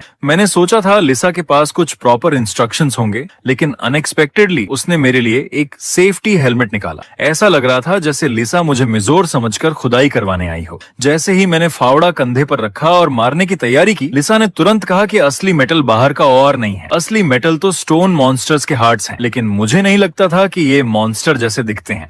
मैंने सोचा था कि स्टोन मॉन्स्टर्स अचानक मुझ पर एम्बुश करेंगे, लेकिन लिसा ने कहा कि वो हिल भी नहीं सकते। ये सुनकर मुझे थोड़ी डिसअपॉइंटमेंट हुई, क्योंकि आने वाला टाइम बहुत बोरिंग होने वाला था। अच्छा हुआ कि फॉर्जिंग के टाइम पर मैंने नए टूल्स बनाए थे, जिनमें से एक था हैवी एक्स हैमर। इसे देखकर लिसा ने भी माना कि ये टूल और मॉन्स्टर्स से निपटने के लिए परफेक्ट है, लेकिन इस टूल में कई फ्लॉज थे। एक बार मुझे रेयर मेटल मिल गया तो शायद मैं इसे फेंक दूं। खुद को रेडी करने के बाद मैंने पूरी ताकत से एक्स हैमर घुमाया। अगले ही पल हार्ड मॉन्स्टर पत्थर के टुकड़ों में टूट गया। मुझे जिसकी उम्मीद नहीं थी वो ये था कि मुझे सिर्फ एक्सपीरियंस पॉइंट्स ही नहीं मिले, बल्कि मेरे क्रिटिकल स्ट्राइक स्किल का लेवल भी अप हो गया। सबसे शॉकिंग ये था कि मॉन्स्टर एक हिट भी नहीं झेल पाया। मॉन्स्टर के टूटने पर जो शाइनी मेटल ब्लॉक्स पीछे बचे वही उनके हार्ट्स थे, और यही इस जर्नी के जरूरी रेयर ऑर्स भी थे। नॉर्मली जब और मॉन्स्टर्स को खतरा महसूस होता है तो वो अपने मेटल हार्ट्स का यूज उस बॉडी पार्ट को स्ट्रॉन्ग करने में करते हैं जिस पर अटैक हो रहा हो। इसलिए दो लोगों का एक साथ ब्रेन लगाना सबसे इजी तरीका था। हालांकि क्योंकि ओपोनेंट सिर्फ सेकंड लेवल का मॉन्स्टर था, ये मेरे अटैक को बहुत मुश्किल से ही झेल पा रहा था। आगे के टाइम में मैंने लगातार मेटल हार्ट्स कलेक्ट करना शुरू कर दिया और मिला एक्सपीरियंस मुझे लेवल 1 तक अपग्रेड कर गया। लेकिन पूरा दिन काम करने के बाद इस वक्त मैं बहुत बोर हो चुका था। इस डंजन में न कोई एडवेंचर था, न कोई रोमांच, कुछ भी नहीं। हम गुफा में और डीप गए और जल्दी ही हमारा सामना तीसरे लेवल के एक ह्यूज मेटल मॉन्स्टर से हुआ। ये उन छोटे मॉन्स्टर से लगभग 20 लेवल ऊपर था जिन्हें मैंने पहले मारा था। तो नेचुरली इसकी डिफेंस इतनी इजी नहीं थी कि एक्स हैमर उसे ब्रेक कर सके। लेकिन इस तरह के हाई डिफेंस मॉन्स्टर से निपटने के लिए मेरा नया इन्वेंटेड स्लिंग शॉट गन काम आया। मैंने तुरंत गन को कंधे पर रखा और मेटल मॉन्स्टर के ऊपर जंप कर गया। जब शार्प टूथ बुलेट्स उसके शरीर से टकराई तो पूरी गुफा में क्रैकिंग साउंड गूंज उठी। अगले ही पल बड़ा मेटल मॉन्स्टर भी टुकड़ों में बदल गया। लेकिन उसी टाइम स्लिंग शॉट गन की कमजोरी सामने आ गई। चलाई गई बुलेट जमीन में गहराई तक धंस गईं और स्ट्रॉन्ग इम्पैक्ट फोर्स के कारण टूट भी गईं। ये देखकर मैंने सोचा कि मैं यहाँ बुलेट्स वेस्ट नहीं कर सकता, वरना खत्म होने पर उन्हें रिफिल करना मुश्किल होगा। रिसाइकलिंग और रीयूज के बारे में सोचते हुए लिसा ने फिर भी मुझे पहले मेटल हार्ट्स कलेक्ट करने की सलाह दी। बड़े मेटल मॉन्स्टर्स द्वारा छोड़े गए हार्ट्स ज्यादा स्मूथ और यहाँ तक कि और हार्ड भी थे। लिसा ने कहा कि हालांकि ये सबसे हाई ग्रेड मेटल कोर नहीं था, लेकिन ये करंट अर्थ के लिए काफी था। इतनी रेयर मेटल्स मिलने से मेरी इंटरेस्ट तुरंत और बढ़ गई, लेकिन क्योंकि मैं स्लिंग शॉट गन को अब ज्यादा यूज नहीं कर सकता था, मुझे एक्सन हैमर घुमाना पड़ा और धीरे धीरे खुदाई करनी पड़ी। एक हफ्ते बाद गुफा के मेटल मॉन्स्टर्स लगभग पूरी तरह मेरे द्वारा क्लियर कर दिए गए थे, लेकिन अनफॉर्चुनेटली मैं किसी भी हाई लेवल मेटल किंग से नहीं टकराया। सारे मेटल हार्ट्स कलेक्ट करने के बाद लिसा और मैं ड्यूनियन से बाहर आ गए, लेकिन जैसे ही हम बाहर निकले, सामने के नजारे ने मुझे हैरान कर दिया। पता चला कि जो एंजल्स अंडरग्राउंड सिटी बनाने का काम पूरा कर चुके थे, वो वापस आ गए थे और उनके साथ गुड न्यूज भी आई थी। अंडरग्राउंड सिटी के ऑपरेशन से अर्थ फिर से नॉर्मल हो चुकी थी और सक्सेसफुली अपग्रेड भी पूरा हो गया था। मॉन्स्टर्स भी धीरे धीरे गायब हो रहे थे और अब सिविलाइजेशन का रिवाइवल शुरू हो गया था। कई लोग इन्फॉर्मेशन मिलते ही दूसरी दुनिया से वापस लौट आए थे। हेवंस ने यह भी डिसाइड किया कि अब दूसरी दुनियाओं के मिशन रिवॉर्ड्स पर रिस्ट्रिक्शन लगाए जाएंगे ताकि ह्यूमंस वहां परमानेंट न रुक सकें। इसलिए जब हम अभी अभी लौटे थे, सड़कों पर फिर से वही हस्टल बस्टल वापस आ गया था। ड्यूनन से लौटने के बाद मैं फिर से इक्विपमेंट बनाने में लग गया। मेरे सामने का आर्मर, जिसे स्पेशल मेडल और मेरी टेक्निक्स से एनहांस किया गया था, अब लेजेंडरी लेवल तक पहुंच चुका था। इसमें पावरफुल पैसिव इफेक्ट्स भी आ गए थे। ये देखकर मैं एक्साइटेड हुए बिना नहीं रह पाया। इसका मतलब था कि जब भी मैं आर्मर पहनकर इनविजिबिलिटी मोड में स्पीयर अटैक करता तो मुझे प्लस 50% अटैक पावर का बोनस मिलता। इसके अलावा इस इक्विपमेंट को फोर्ज करने के बाद मेरा ब्लैक स्मिथ प्रोफेशन भी मिथिकल लेवल तक अपग्रेड हो गया। आगे अब वेपन्स की बारी थी और ये समय था स्पीयर को छोड़ने का। मैंने तुरंत उसे पुराने आर्मर के साथ इटर्नल फ्लेम में फेंक दिया। उसी समय सिस्टम ने नोटिफाई किया कि इटर्नल फ्लेम ने अपना अपग्रेड पूरा कर लिया है। इटर्नल फ्लेम बहुत हैप्पी भी लग रही थी, लेकिन पूरे दिन बिजी रहने के बाद मैं काफी एग्जॉस्टेड था।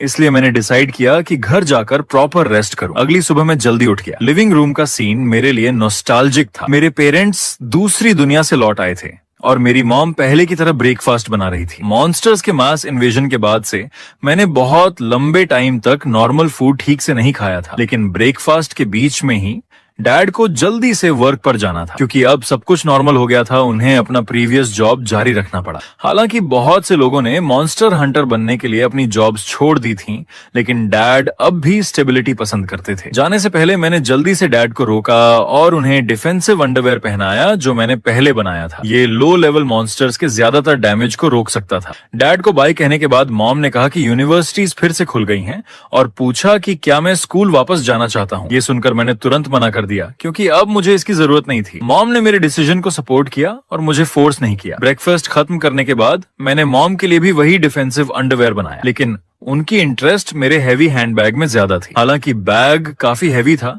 इसलिए मैंने वो मॉम को नहीं दिया और इंस्टेड उन्हें एक लाइट पोर्टेबल बैकपैक दिया। घर से निकलकर मैं फिर से वर्कशॉप पहुंचा, लेकिन जैसे ही मैंने दरवाजा खोला, अंदर एवरीथिंग पूरी तरह रेनोवेटेड हो चुका था। पता चला कि ये गॉड की तरफ से एक रिवॉर्ड था। वर्कशॉप के सारे टूल्स अब हाई लेवल के थे और ये मटेरियल्स तो केवल अर्थ के सेकंड स्टेज में डेवलप होने के बाद ही मिल सकते थे।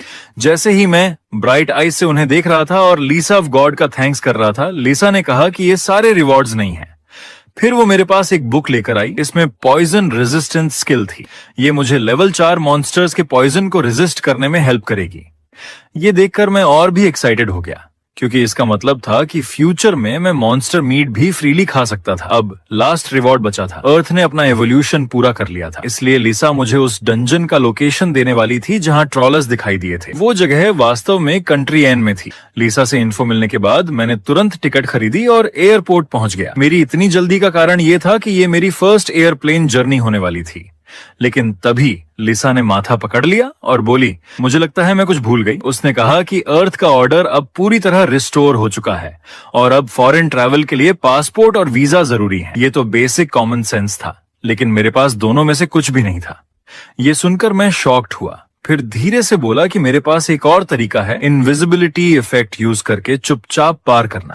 जैसे ही मैंने सोचा कि एयरपोर्ट में कोई भी मुझे डिटेक्ट नहीं कर पाएगा, मैं खुशी खुशी प्लेन में सवार हो गया। सीट पर बैठने तक मुझे क्लियर हो गया कि मॉडर्न सर्वेलेंस इनविजिबिलिटी स्किल को डिटेक्ट नहीं कर सकती। मेरे बगल में बैठी यंग वुमन कुछ ड्रिंक्स पुश कर रही थी। मैंने बेशर्मी से एक बोतल उठा ली। इससे वो शॉक रह गई, समझ ही नहीं पाई कि हुआ क्या। फ्लाइट के दौरान मैंने बाहर फाइटर जेट्स उड़ते देखे। प्लेन पर जारी न्यू गाइड के अनुसार ये हवाई मॉन्स्टर क्राइसिस से निपटने के लिए था, इसलिए पूरी फ्लाइट की सुरक्षा केपेबल इंडिविजुअल्स वाले फाइटर जेट्स कर रहे थे। अब मुझे समझ आया कि एयर टिकट्स इतने महंगे क्यों थे। ट्रोल डंजन वाले लास्ट सिटी तक पहुंचने के लिए मुझे एक सिटी में ट्रांसफर करना था। मैं धीरे धीरे सोने के लिए लेट गया। मन ही मन सोचता रहा कि ये सफर बहुत आसान लग रहा है, लेकिन जैसे ही मैं एक सिटी पहुंचा, एक्सीडेंट हो ही गया। अचानक मॉन्स्टर अटैक ने लिसा और मुझे दोनों को साइलेंस कर दिया। लेकिन मैं ऐसा इंसान नहीं था जो खतरे से डरे। मैंने तुरंत मास्क पहना और एक्शन के लिए रेडी हो गया। लिसा ने कहा कि ये कोई ऑर्डिनरी मॉन्स्टर का हमला नहीं है, बल्कि हाई चांस है कि डिस्ट्रक्शन ट्रैप्स में प्रॉब्लम हुई है। हालांकि बहुत ज्यादा नंबर में मॉन्स्टर्स उसमें शामिल थे, लेकिन जो बचे हुए थे या एवोल्यूशन के बाद नए निकले थे, वो म्यूटेटेड हो गए थे और पहले से कहीं ज्यादा पावरफुल थे। सिचुएशन को देखते हुए लिसा ने कहा कि ये मॉन्स्टर्स डिस्ट्रक्शन ट्रैप की ऑरा अब्सॉर्ब कर सकते हैं, जिससे बाहरी माहौल भी बदल जाता है। दूसरे शब्दों में, हालांकि ऑर्डिनरी मॉन्स्टर्स डंजन के अंदर फंसे हुए थे, लेकिन डंजन से बाहर निकलने वाले मॉन्स्टर्स बाहरी दुनिया को भी डंजन में बदल सकते थे। ये ओवरफ्लो फिनोमेनन था जो वर्ल्ड के डेवलपमेंट या डंजन के पैदा होने के शुरुआती समय में सबसे ज्यादा होने की संभावना थी। लिसा ने मुझे जल्दी से मॉन्स्टर्स खत्म करने के लिए कहा, क्योंकि ये बदले हुए मॉन्स्टर्स दूसरे डंजन्स के साथ तालमेल बैठा सकते थे।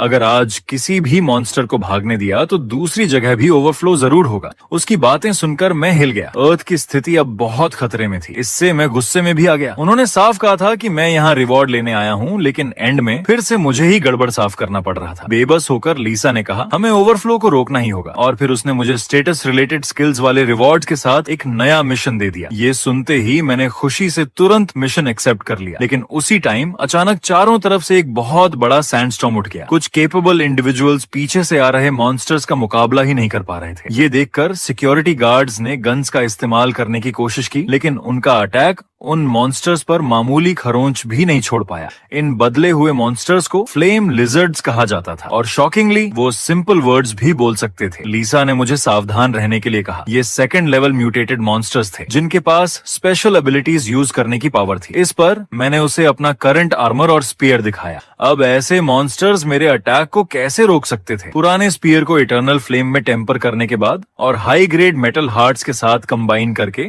वो स्पीयर अब unique great death black spear बन चुका था। इसमें न सिर्फ 2400 अटैक पावर थी, बल्कि एक स्पेशल इफेक्ट भी था। क्रिटिकल हिट प्रोबेबिलिटी और डैमेज 30% तक बूस्ट हो चुका था। सिर्फ एक वार में ही मेरे सामने खड़ा लेवल 62 का फ्लेम लिजर्ड सीधा वहीं गिर पड़ा। डेथ ब्लैक स्पीयर का फील इतना परफेक्ट था कि मुझे ये वेपन और पसंद आने लगा। हालांकि लिसा ने चेक करने के बाद बताया कि इस लिजर्ड में कोई मैजिक स्टोन नहीं था और इसे बाद में बुचर किया जा सकता था। लेकिन अभी की इस फाइट की वजह से मैं भी सभी लोगों की नजर में आ चुका था। ठीक उसी टाइम एक और फ्लेम लिजर्ड पीछे से चुपचाप मेरे पास आ गया। उसके माउथ से निकली फ्लेम्स लगभग तुरंत मुंह तक पहुंच गई। मेरी स्पीड से इस तरह के मॉन्स्टर का मैच ही नहीं था, लेकिन क्योंकि लिजर्ड की अटैक रेंज बहुत चौड़ी थी, मुझे उसे पहले बाहर खींच कर ले जाना पड़ा। मैंने अचानक टर्न लिया और डिसाइड किया कि इस अटैक को मैं डायरेक्टली सामने से ही लूंगा। अगले ही पल एक बहुत बड़े फायरबॉल ने मुझे आउटर साइड की तरफ धकेल दिया। उस मैसिव एरिया डैमेज से चारों तरफ अनगिनत फ्लेम्स और घना धुआं फैल गया। लेकिन मेरी थिंकिंग सही थी। अपग्रेडेड आर्मर पर एक भी स्क्रैच नहीं आया, यहाँ तक कि डायरेक्ट हिट लेने के बाद भी। जैसे ही मैं पूरी ताकत से काउंटर अटैक करने वाला था, मैंने सामने किसी को लिजर्ड्स के साथ फाइट करते देखा। पता चला कि मौजूद कैपेबल इंडिविजुअल्स अब लोगों को ऑर्गेनाइज कर रहे थे ताकि सब मिलकर इन लिजर्ड्स को रोक सके। चूंकि मुझे बाहर खदेड़ दिया गया था, इनविजिबिलिटी इफेक्ट फिर से एक्टिवेट हो गया। अब फ्लेम लिजर्ड और कैपेबल लोगों के बीच की लड़ाई पूरी तरह से शुरू हो गई थी। लेकिन म्यूटेटेड मॉन्स्टर्स पहले से कहीं ज्यादा पावरफुल थे। जिन कैपेबल लोगों की स्ट्रेंथ कम थी, वे क्लियरली उनका मुकाबला नहीं कर पा रहे थे। जैसे कुछ लोग इंजर्ड होने वाले थे, आर्मर से ढका एक आदमी टाइमली हमला ब्लॉक करने आया। लेकिन फाइट बहुत केओटिक थी और पीछे से अचानक एक फायरबॉल ने उसे बचने का टाइम ही नहीं दिया। क्रिटिकल मोमेंट में मैंने तेजी से नीचे कूदकर फायरबॉल को अपने बॉडी से टकराने दिया। जैसे ही आर्मर्ड मैन थैंक्स कहने वाला था, मैं पहले ही इंस्टेंटली छलांग लगा चुका था। फिर मैंने उस लिजर्ड को एक स्पीयर थ्रस्ट से बांध दिया, जिसने अभी अभी फायरबॉल फायर किया था। लेकिन मरने से पहले भी वो मेरे आकाशिक रिकॉर्ड्स को पाने की इच्छा करता रहा, यानी स्टेटस विंडो, जिसमें हमारे स्ट्रॉन्ग बनने की प्रोसेस रिकॉर्ड थी और हर कैपेबल इंसान के लिए पावर का मेन सोर्स भी था। इस पर मैंने कोल्डली कहा, बल्कि तुम्हें मुझे अपने रिकॉर्ड सौंपने चाहिए। फ्लेम लिजर्ड को मारने के बाद मुझे 4,20,000 एक्सपीरियंस पॉइंट्स भी मिले। हालांकि अब कई लिजर्ड्स ने मुझे नोटिस कर लिया था और वो सभी अपने एवोल्यूशन को पूरा करने के लिए मुझे निगलना चाहते थे। ये पागल क्रीचर्स मुझे कुछ हैरान कर गए। क्या ये ओवरफ्लो की वजह से भी था, जिससे मॉन्स्टर्स सिर्फ रिकॉर्ड्स प्राप्त करने और इवोल्यूशन पर फोकस कर रहे थे? इस टाइम आर्मर्ड आदमी जल्दी से मेरे पास आकर थैंक्स बोलने आया। एक औरत की वॉइस सुनकर मैंने एक कूल पोज बनाया और उसे फ्यूचर में लड़ते समय अपनी पीठ का ध्यान रखने के लिए कहा। जिस बात ने मुझे सबसे ज्यादा खुश किया वो ये थी कि उसने सच में मेरी तारीफ की कि मैं हैंडसम हूँ। हालांकि लीसा ने कहा कि ऐसा इसलिए था क्योंकि वो मेरा चेहरा नहीं देख सकती थी। टाइम गुजरता गया और लिजर्ड्स के साथ हमारी फाइट जारी रही। मेरे पीछे अब सभी मॉन्स्टर्स के कॉर्पसेस थे। मेरा लेवल भी 44 तक पहुंच गया था, लेकिन ये लिजर्ड्स आते ही जा रहे थे, जिससे मैं थोड़ा टायर्ड हो गया। लीसा ने कहा कि हमें पहले लीडर को मारने की जरूरत है जो एनवायरमेंटल चेंजेस को डायरेक्ट कर रहा था। अगर हमने उस बॉस को नहीं मारा तो मॉन्स्टर्स आते रहेंगे। लेकिन शुरुआत से ही मैं कई लिजर्ड से घिरा हुआ था जो एक साथ हमला कर रहे थे, इसलिए मैं उससे दूर भी नहीं जा पा रहा था। ये फ्लेम लिजर्ड्स पागल डीमंस की तरह थे। हर एक मुझे ऐसे देख रहा था जैसे उन्हें कोई खजाना मिल गया हो। न सिर्फ वो बहुत ज्यादा थे, बल्कि उनका लगातार बड़बड़ाना भी मुझे डिस्टर्ब कर रहा था। जितनी जल्दी आगे बढ़ना पॉसिबल था, मेरी किलिंग और भी तेज हो गई। मैंने हर मॉन्स्टर को एक भाले की वार से खत्म किया और लोग मुझे एक वॉर गॉड की तरह देखते रहे। पास के एक आदमी ने हैरानी से आह भरी, क्योंकि उनमें से कई के लिए एक मॉन्स्टर से निपटना काफी मुश्किल था।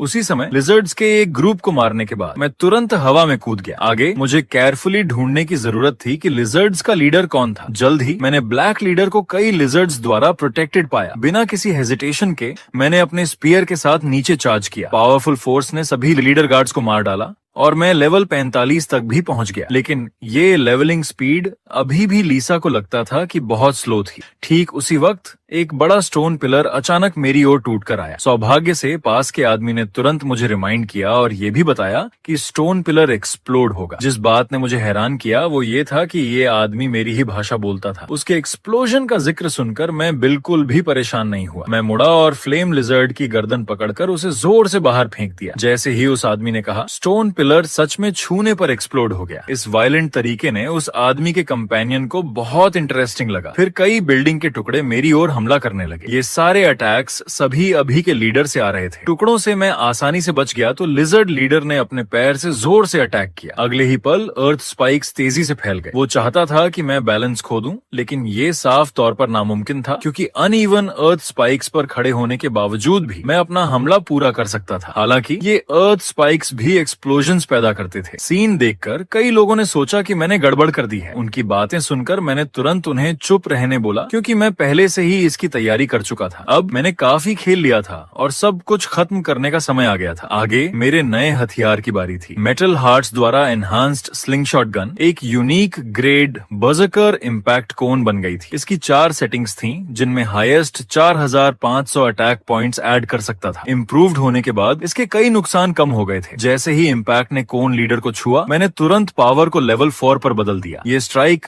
बहुत ज्यादा पावरफुल था। लिजर्ड लीडर की कठोर चमड़ी वाला कवच इस टेरिफाइंग पेनिट्रेटिंग पावर को सहन नहीं कर पाया। इसके अलावा इस वार ने एक क्रिटिकल हिट भी दी और लिजर्ड लीडर तुरंत ही बीटन हो गया, जब तक उसका पूरा शरीर खून से लथपथ नहीं हो गया। क्रिटिकल हिट से आई क्राइसिस को महसूस करते हुए बाकी फ्लेम लिजर्ड्स बचाव के लिए आना चाहती थीं, लेकिन उन्हें बाकी केपेबल लोगों ने रोक दिया। हालांकि वो लोग सिर्फ कुछ सेकंड तक ही उन्हें रोक पाए। जब मॉन्स्टर्स ने हमला जारी रखना चाहा तो उनका सामना एक चौड़ी और भारी तलवार से हुआ। ये एक ब्लैक लॉन्ग सोर्ड थी, जिसे प्योर मेटल हार्ट्स और कई हाई ग्रेड मटेरियल्स से इटर्नल फ्लेम टेम्परिक के जरिए फोर्ज किया गया था। जैसे ही मैं उस तलवार की डोमिनेटिंग प्रेजेंस से खुश हो रहा था, पीछे से लिजर्ड लीडर बोला। उसने फिर वही बात दोहराई कि वो मेरे रिकॉर्ड्स चाहता है और ताकतवर ह्यूमंस को निगलना चाहता है। फिर उसने एक चीख निकाली और मैं अभी पलटकर उसे मारने ही वाला था कि उसने अचानक अपना स्किल एक्टिवेट किया। तभी जमीन से ढेर सारे पत्थर उठने लगे और आखिर में एक ऊंचा स्टोन माउंटेन बन गया। वहां मौजूद सब लोग हैरान रह गए, क्योंकि उस लिजर्ड लीडर ने पूरा बैटलफील्ड उड़ाने की प्लान बना ली थी।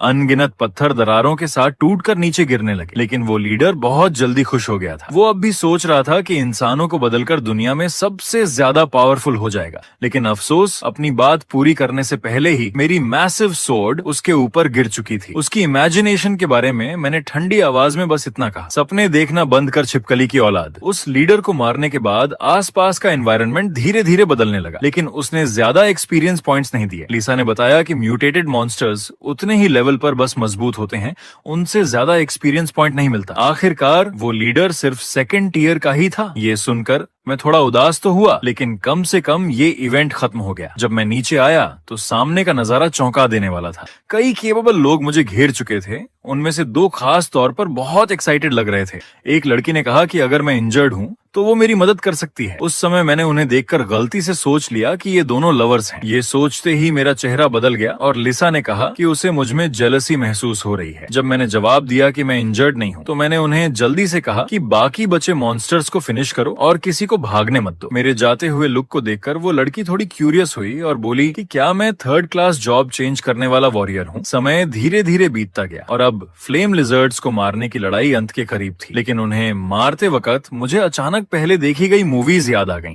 मैंने सोचा, अगर मैं इतनी मेहनत से लिजर्ड्स को मारूं और उनमें से कोई एक बचकर चुपचाप भाग निकले तो फिर वो इंतजार करेगा कि मैं सिटी छोड़ दूं और उसके बाद दोबारा तबाही मचाने लौट आएगा। ये सुनकर लिसा ने आंखें घुमाई और बोली कि मैंने कैसी मूवीज देखी हैं। उसने कहा कि ऐसी बातें रियलिटी में मेरे सामने होना नामुमकिन है। फिर उसने मुझे लिजर्ड्स के हाइडआउट्स की ओर आगे बढ़ाया। आखिरी बची हुई लिजर्ड्स को मारने के बाद मैंने लगभग सबको खत्म कर दिया। जैसे ही मैं उनका लूट अपने बैग में भर रहा था, लिसा ने कहा कि भले ही ये एक स्पेशल स्टोरेज बैग है, लेकिन इसमें इतना सब भरना ठीक नहीं। शुरू में मैंने बात पर ध्यान नहीं दिया क्योंकि मेरी स्ट्रेंथ काफी थी, लेकिन थोड़ी ही देर बाद मेरा शरीर लड़खड़ाने लगा और मैं भारी बोझ से जमीन पर दब गया। बैग जो मॉन्स्टर्स के कॉर्प्सेस से भरा था सचमुच बहुत हैवी था।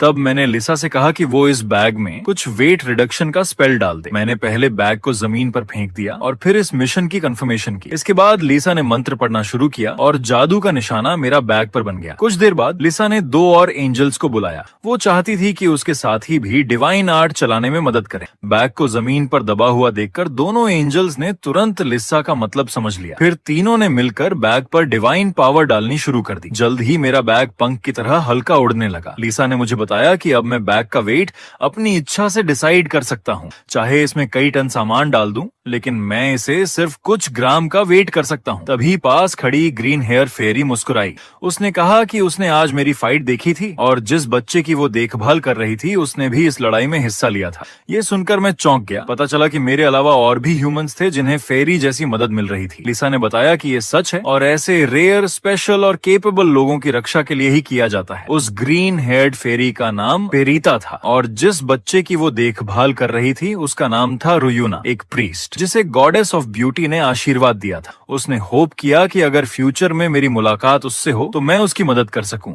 लेकिन लिसा ने कहा कि उसके सामने अपनी पावर्स रिवील मत करना। पेरीटा थोड़ी शॉक्ड रह गई क्योंकि ये पहली बार था जब उसने लिसा को किसी ऑर्डिनरी ह्यूमन की परवाह करते देखा। क्या ये अफेक्शन की वजह से हो सकता है? उसकी साथी के वर्ड्स ने लिसा को तुरंत शर्मिंदा और गुस्सा कर दिया। फिर लिसा ने जल्दी से उन्हें यहाँ से जाने के लिए कह दिया। जाने से पहले पेरीटा ने मुझसे रुयूना का ख्याल रखने को कहा। उनके जाने के बाद लिसा ने मुझसे पूछा कि क्या मैं उसे और क्लोजली जानना चाहता हूँ, लेकिन एक ऐसे इंसान के रूप में जिसे सोशल एंग्जाइटी है, मेरे लिए किसी के पास जाकर खुद से बात करना पॉसिबल ही नहीं था।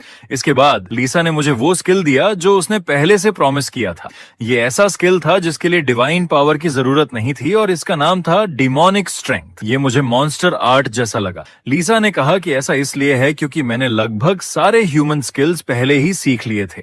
लिजर्ड्स को खत्म करने के बाद मैं यहाँ से जाने के लिए प्लेन पर चढ़ गया। मुझे उम्मीद नहीं थी कि वो दोनों भी उसी फ्लाइट में होंगी। वो मेरा फॉर्म नहीं देख पा रही थी और बोली, पेरीता ने साफ कहा था कि वो आदमी भी इस फ्लाइट पर होगा। और नेचुरली मैंने इनविजिबिलिटी का यूज करके चुपचाप पीछे रहकर उनकी बातें सुनना शुरू कर दिया। लेकिन किसी रीजन से जब मेरी उनसे मुलाकात हुई, मुझे एक बुरी अनहोनी का एहसास हुआ। एन सिटी पहुंचने के बाद मैंने तुरंत उस डंजन का पता लगाया जहाँ ट्रोल्स मौजूद थे और एंट्री की तैयारी की। लेकिन सामने का डंजन थोड़ा अजीब लग रहा था। आने से पहले लीसा ने सुना था कि ये बस एक नॉर्मल ट्रोल डंजन है, लेकिन जांच के बाद लीसा ने तुरंत समझ लिया कि क्या हुआ था। असल में ये दो डंजन्स का एक रेयर फ्यूजन था, इसी वजह से इसका गेट इतना बड़ा हो गया था। उसने मुझे बहुत सावधान रहने की वार्निंग दी क्योंकि इस डंजन में ट्रोल्स के अलावा और भी मॉन्स्टर्स हो सकते थे।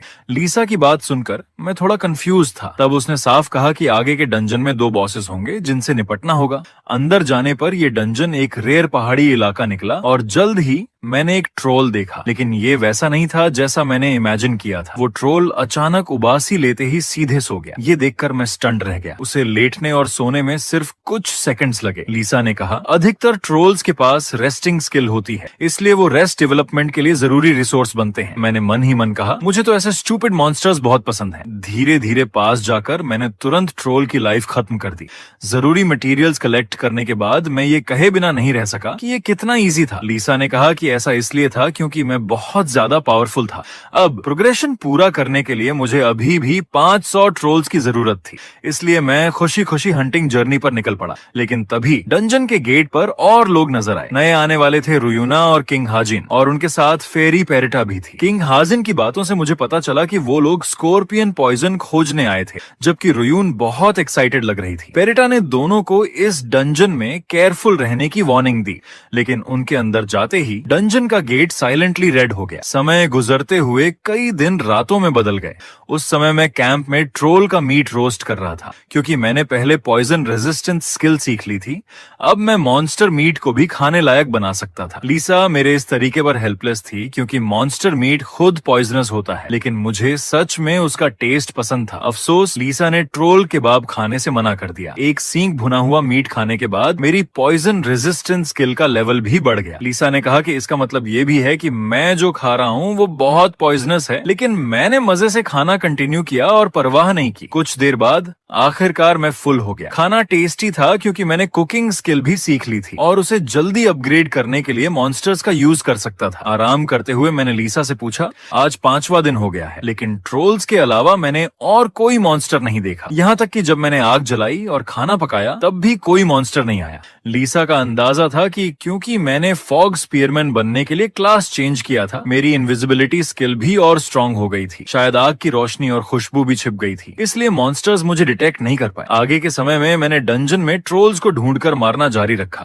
इस दौरान मैं कुछ पावरफुल ट्रोल से भी टकराया, लेकिन अब मैं उनके मीट से कुछ बोर्ड हो चुका था। हालांकि ये बात लीसा ने मेरे मन की सोच पढ़कर कह दी। मैं टायर्ड था, लेकिन स्किल्स अपग्रेड करने के लिए मुझे लगातार मटेरियल्स कलेक्ट करने ही थे। दर्जनों ट्रोल्स को मारने के बाद अचानक सिस्टम विंडो ने एक नोटिफिकेशन भेजा। बिना सेकंड प्रोफेशन के मैं लेवल 50 से ऊपर नहीं जा सकता था। तभी मुझे एहसास हुआ कि इन दिनों मॉन्स्टर्स को मारते मारते मेरा लेवल वहीं का वहीं रह गया था। तभी आकाशिक रिकॉर्ड्स ने मेरी कॉम्बैट हिस्ट्री के बेस्ड पर मेरे लिए 4 दूसरे प्रोफेशंस चुने। उसके बाद टीचर लीसा की छोटी सी क्लास सामने आई, फॉग स्पीयर मास्टर। ये मेरे मौजूदा प्रोफेशन का नेक्स्ट स्टेज था। इसमें आर्ट्स और एट्रीब्यूट हर तरफ से बहुत बढ़ जाते, लेकिन मैं इस प्रोफेशन को आगे चुनना नहीं चाहता था, क्योंकि अगर मैंने इसे और एनहांस किया तो शायद मेरी माँ भी मुझे ढूंढ नहीं पाएगी। दूसरा था ड्यूअल स्पेशलिस्ट। ये एक क्लोज कॉम्बैट प्रोफेशन था। इसमें वॉरियर हथियार फेंक सकता था और बॉडी को भी हथियार की तरह इस्तेमाल कर सकता था। तीसरा था बर्जकर। ये तो मेरे लिए और भी अनएक्सेप्टेबल था। ये ऐसा प्रोफेशन था जो डेथ तक लड़ेगा और बैटलफील्ड कभी नहीं छोड़ेगा जब तक ओपोनेंट मर न जाए।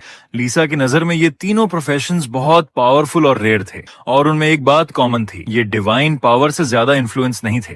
अफसोस, इनमें से कोई भी मुझे पसंद नहीं आया। इसलिए मैंने पूछा, बाकी बचा हुआ नोविस डेथ गॉड क्या है? ये भी उसी ग्रुप का एकमात्र प्रोफेशन था जिसके बारे में लीसा क्लियर नहीं थी। शायद कोई नया और यूनिक प्रोफेशन था। मैंने बस यही उम्मीद की कि ये पिछली बार की तरह अचानक प्रोफेशन चेंज न कर दे, लेकिन चूंकि बाकी मुझे पसंद नहीं आए, मैंने नोविस डेथ गॉड को ही चुनने का डिसीजन किया। लीसा पहले से एंटिसिपेट कर चुकी थी कि मैं ऐसा ही करूंगा, क्योंकि मुझे अननोन चीजें पसंद थी मोर देन एनीवन एल्स। मैंने कॉन्फर्मेशन पर हाथ रखा और इस बार कोई अचानक प्रोफेशन चेंज नहीं हुआ, लेकिन इसके लिए मुझे ये प्रूव करना था कि मैं सच में डेथ गॉड बनने की एलिजिबिलिटी रखता हूँ। और कंडीशंस तो बहुत आउटरेजियस कॉन्शियस थी। मुझे सरप्राइज अटैक्स का यूज करके 100 सेकंड लेवल मॉन्स्टर्स को वन स्ट्राइक में मारना था और सरप्राइज अटैक से एक थर्ड लेवल मॉन्स्टर को भी सिंगल स्ट्राइक में खत्म करना था।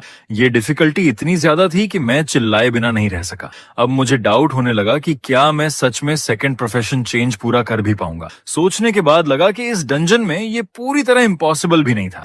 लीसा सोच रही थी कि मेरे पास आखिर कौन सा स्पेशल तरीका है। फिर मैंने उसे बताया कि मुझे रेस्ट स्किल का डेवलपमेंट अभी रोकना होगा। मैं मैजिक स्टोन्स और डिवाइन पावर आर्ट्स का इस्तेमाल करके अपने वेपन्स को दोबारा एनहांस करने का प्लान बना रहा था। थोड़ी देर बाद भी मैं यही सोच रहा था कि क्या मेरे करंट वेपन्स सच में वन शॉट किल कर सकते हैं। लेकिन तभी पीछे से एक आवाज आई। मैंने पीछे मुड़कर देखा तो सामने एक बहुत बड़ा डेजर्ट स्कॉर्पियन था। असल में उसे यहाँ माउंटेन्स में नहीं होना चाहिए था, लेकिन उसके पंजों में रुयूना फंसी हुई थी। उसे अचानक कैप्चर होते देखकर पेरीता पूरी तरह हेल्पलेस थी, जबकि उसने क्लियरली उन्हें केयरफुल रहने की वार्निंग दी थी। तभी पीछे से किंग हाजिन भी भागता हुआ आया। वो उस डेजर्ट जायंट स्कॉर्पियन का पीछा कर रहा था। कंडीशन को समझे बिना मैं बहुत क्यूरियस था कि आखिर वो एक ऐसे ओपोनेंट से कैसे पकड़े गए जो दिखने में इतना स्ट्रांग भी नहीं लग रहा था। लीसा ने तुरंत गेस किया, शायद उन पर एम्बुश हुआ होगा। ओरिजिनली मेरा इरादा बिल्कुल क्लियर था। मैं इन दो लोगों से इन्वॉल्व्ड नहीं होना चाहता था, लेकिन अब जब किस्मत ने मुझे उनके रास्ते में डायरेक्टली ला खड़ा किया था तो उन्हें इग्नोर करना मेरे लिए पॉसिबल नहीं था। जैसे ही मैं एक्शन लेने ही वाला था, लीसा ने अचानक मेरी तरफ देखा और शॉक में फ्रीज हो गई। रीजन सिंपल था, उसने रिकॉग्नाइज कर लिया कि मेरे हाथ में जो स्क्यूवर है वो वही है जिसे मैं नॉर्मल दिनों में बस बारबेक्यू करने के लिए यूज करता हूँ। और जब मैंने वो मेटल हार्ट आयरन स्क्यूवर हवा में थ्रो किया तो लीसा की आंखें चौड़ी हो गईं। उसे फाइनली रियलाइज हुआ कि मैं एक्चुअली इतनी प्रेशियस मेटल से बारबेक्यू स्क्यूवर्स बना रहा था। उस स्क्यूवर का स्ट्राइक इतना शार्प और पावरफुल था कि उसने डेजर्ट जायंट स्कॉर्पियन के क्लॉ को तुरंत खोल दिया। मैंने इंस्टेंटली मूव किया और रूना को पकड़ लिया, लेकिन अगले ही पल बिना हेजिटेशन के मैंने उसे बाहर की ओर फेंक दिया ताकि वो सेफ रहे। उसी समय किंग हाजिन, जिसने अभी तक रिएक्ट भी नहीं किया था, एक जोरदार अटैक से सीधे नॉक डाउन हो गया। मैंने तुरंत अपना बैकपैक खोला और एक और आयरन स्क्यूवर निकाला। फिर बिना टाइम वेस्ट किए मैं फुल स्पीड से डेजर्ट जायंट स्कॉर्पियन की तरफ चार्ज कर गया। उसके क्लोज पहुंचते ही मैंने स्क्यूवर को अपनी पूरी ताकत से थ्रो किया। अगले ही पल वो स्कीवर डिजर्ट जायंट स्कॉर्पियन के बॉडी को सीधे आर पार कर गया। बिना किसी रेजिस्टेंस के वो जायंट इंस्टेंटली गिर पड़ा।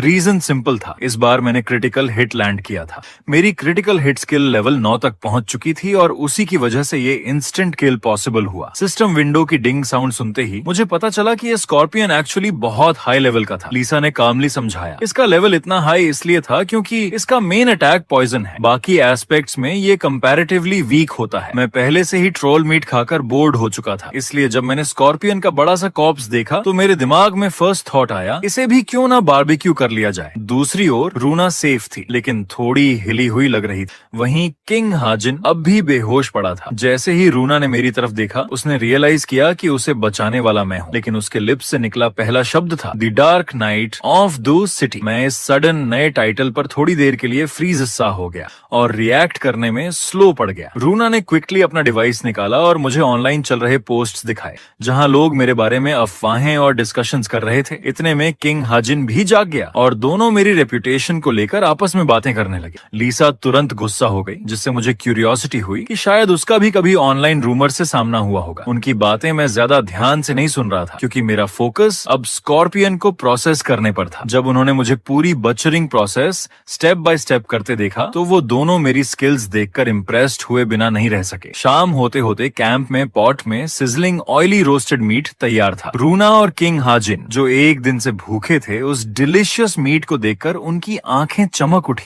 हेल्पलेसली मैंने कहा, ठीक है, तुम्हारे पोर्शंस भी प्रिपेयर कर देता हूँ, लेकिन ध्यान रहे ये मीट पॉइजनस है। मेरी बात सुनते ही रूना ने तुरंत अपना हाथ उठाया और कॉन्फिडेंटली बोली, तुम वो मुझ पर छोड़ दो, क्योंकि वो ब्यूटी की गॉडेस द्वारा ब्लेस्ड थी। उसने बस अपना हाथ बढ़ाया और डिवाइन पावर कास्ट कर दी। कुछ ही पलों में मॉन्स्टर मीट का टॉक्सिन भाप की तरह डिसिपेट हो गया। अब ये प्यूरिफाइड मीट और भी ज्यादा डिलीशियस लग रहा था। इस सीन को देखते हुए मेरे दिल में बस एक ही थॉट आया, ये बहुत अनफेयर है। वो ऑलरेडी इतनी ब्यूटीफुल थी और ऊपर से उसके पास ऐसे एक्सेलेंट एबिलिटीज भी थीं।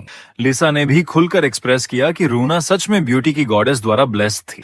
उसकी पवित्र शक्ति देखकर वो खुद भी सरप्राइज्ड रह गई। यही थी मेरी उनके साथ खाने की पूरी जर्नी। पेट भरने के बाद रूना और किंग हाजिन दोनों ने सिंसियरली मेरा थैंक्स किया, लेकिन जब उन्होंने देखा कि मैं साइलेंटली अकेले आयरन स्क्यूअर्स क्लीन कर रहा हूँ तो रूना ने तुरंत मुझे अपनी टीम में ज्वाइन करने के लिए इनवाइट कर दिया। लेकिन जैसे ही उसने ये कहा मैंने तुरंत उसे मना कर दिया। उसके फेस पर थोड़ी शॉक और कंफ्यूजन साफ झलक रही थी। सच कहूँ तो वो बहुत खूबसूरत थी और उसके लिए किसी का इस तरह सीधे मना कर देना बहुत अजीब बात थी। किंग हाजिन ने काल्म टोन में कहा वो डिजर्व करती थी। उनकी ये कॉन्वर्सेशन सुनकर मैं थोड़ी देर के लिए सरप्राइज्ड रह गया। मुझे लगा था ये दोनों कपल होंगे, लेकिन वो बिल्कुल भी वैसे नहीं लग रहे थे। जाते जाते किंग हाजिन मेरे पास आया और मुझे एक बिजनेस कार्ड दिया। वो बहुत ग्रेटफुल था कि मैंने रूना को बचाया और उसने कहा कि बाहर निकलने के बाद मुझे उससे कांटेक्ट करना चाहिए ताकि वो मुझे पेमेंट दे सके। जब मैंने कार्ड को देखा तो तुरंत रियलाइज हुआ कि ये वही था जो पहले एम्प्रेस ने मुझे दिया था। क्या ये लोग भी उसी ऑर्गेनाइजेशन से बिलोंग करते थे? रूना ने भी अपना कार्ड मुझे दिया और वो ये एक्सप्लेन करने ही वाली थी कि वो यहाँ क्यों आई है, लेकिन इससे पहले कि वो कुछ बोले किंग हाजिन ने उसे क्विकली रोक दिया। अब मैं ऑलमोस्ट श्योर था कि रूना, किंग हाजिन और एम्प्रेस तीनों एक ही ऑर्गेनाइजेशन से जुड़े थे। वो दोनों अभी ज्यादा दूर भी नहीं गए थे कि मैंने पूरे विश्वास के साथ कहा मैं इन्हें इस डंजन में फिर से जरूर मिलूंगा। लिसा ने हैरानी से पूछा तुम इतना श्योर कैसे हो सकते हो? मैंने डार्क टोन में जवाब दिया क्योंकि मैं इनका पीछा करने वाला हूँ, वरना वो सारे स्कॉर्पियन सिर्फ मुझ पर ही क्यों हमला करते। सड़क पर चलते हुए रूना ने किंग हाजिन से थोड़ी शिकायत भरे अंदाज में कहा अगर हमने उससे कॉन्वर्सेशन कंटिन्यू की होती तो शायद वो हमारी हेल्प कर देता। अगर हमने सिंपली उसे बता दिया होता कि हमें सिर्फ स्कॉर्पियन पॉइजन चाहिए और कुछ नहीं तो वो शायद मान भी जाता। किंग हाजिन ने हेल्पलेस एक्सप्रेशन के साथ कहा लेकिन अगर उसे खुद वही स्कॉर्पियन पॉइजन चाहिए होता तो उनका ये रीजन इंफॉर्मेशन रिस्ट्रिक्शंस के अंदर आता था, इसलिए वो ज्यादा रिवील नहीं करना चाहते थे। लेकिन उन्हें ये नहीं पता था कि मैं पहले से ही उनकी हर बात सुन रहा था क्योंकि मैं उन्हें चुपचाप फॉलो कर रहा था। ऑल द वे उनका पीछा करते करते मुझे फाइनली समझ आया कि उनका एक्चुअल मिशन डेजर्ट स्कॉर्पियंस को कैप्चर करना था। लेकिन लिसा ने हमेशा कहा था कि ये डंजन ओरिजिनली ट्रोल्स का था। ये सुनकर लिसा थोड़ी एम्बैरेस्ड हो गई। शायद उसे खुद भी पूरा पता नहीं था और वो हमेशा यही सोचती रही कि यहाँ सिर्फ ट्रोल्स ही होते हैं। ये इनकंसिस्टेंसी मेरे लिए और भी शक पैदा कर रही थी। मुझे लग रहा था कि इस डंजन में और भी बहुत कुछ छिपा हुआ है, लेकिन तभी लिसा ने जल्दी से मुझे चुप करा दिया। जहाँ तक पीछे अचानक अपीयर हुए जायंट स्कॉर्पियन की बात है, मैंने आराम से बातें करते करते ही उसे मार डाला। लेकिन एक चीज ने मुझे कंफ्यूज किया।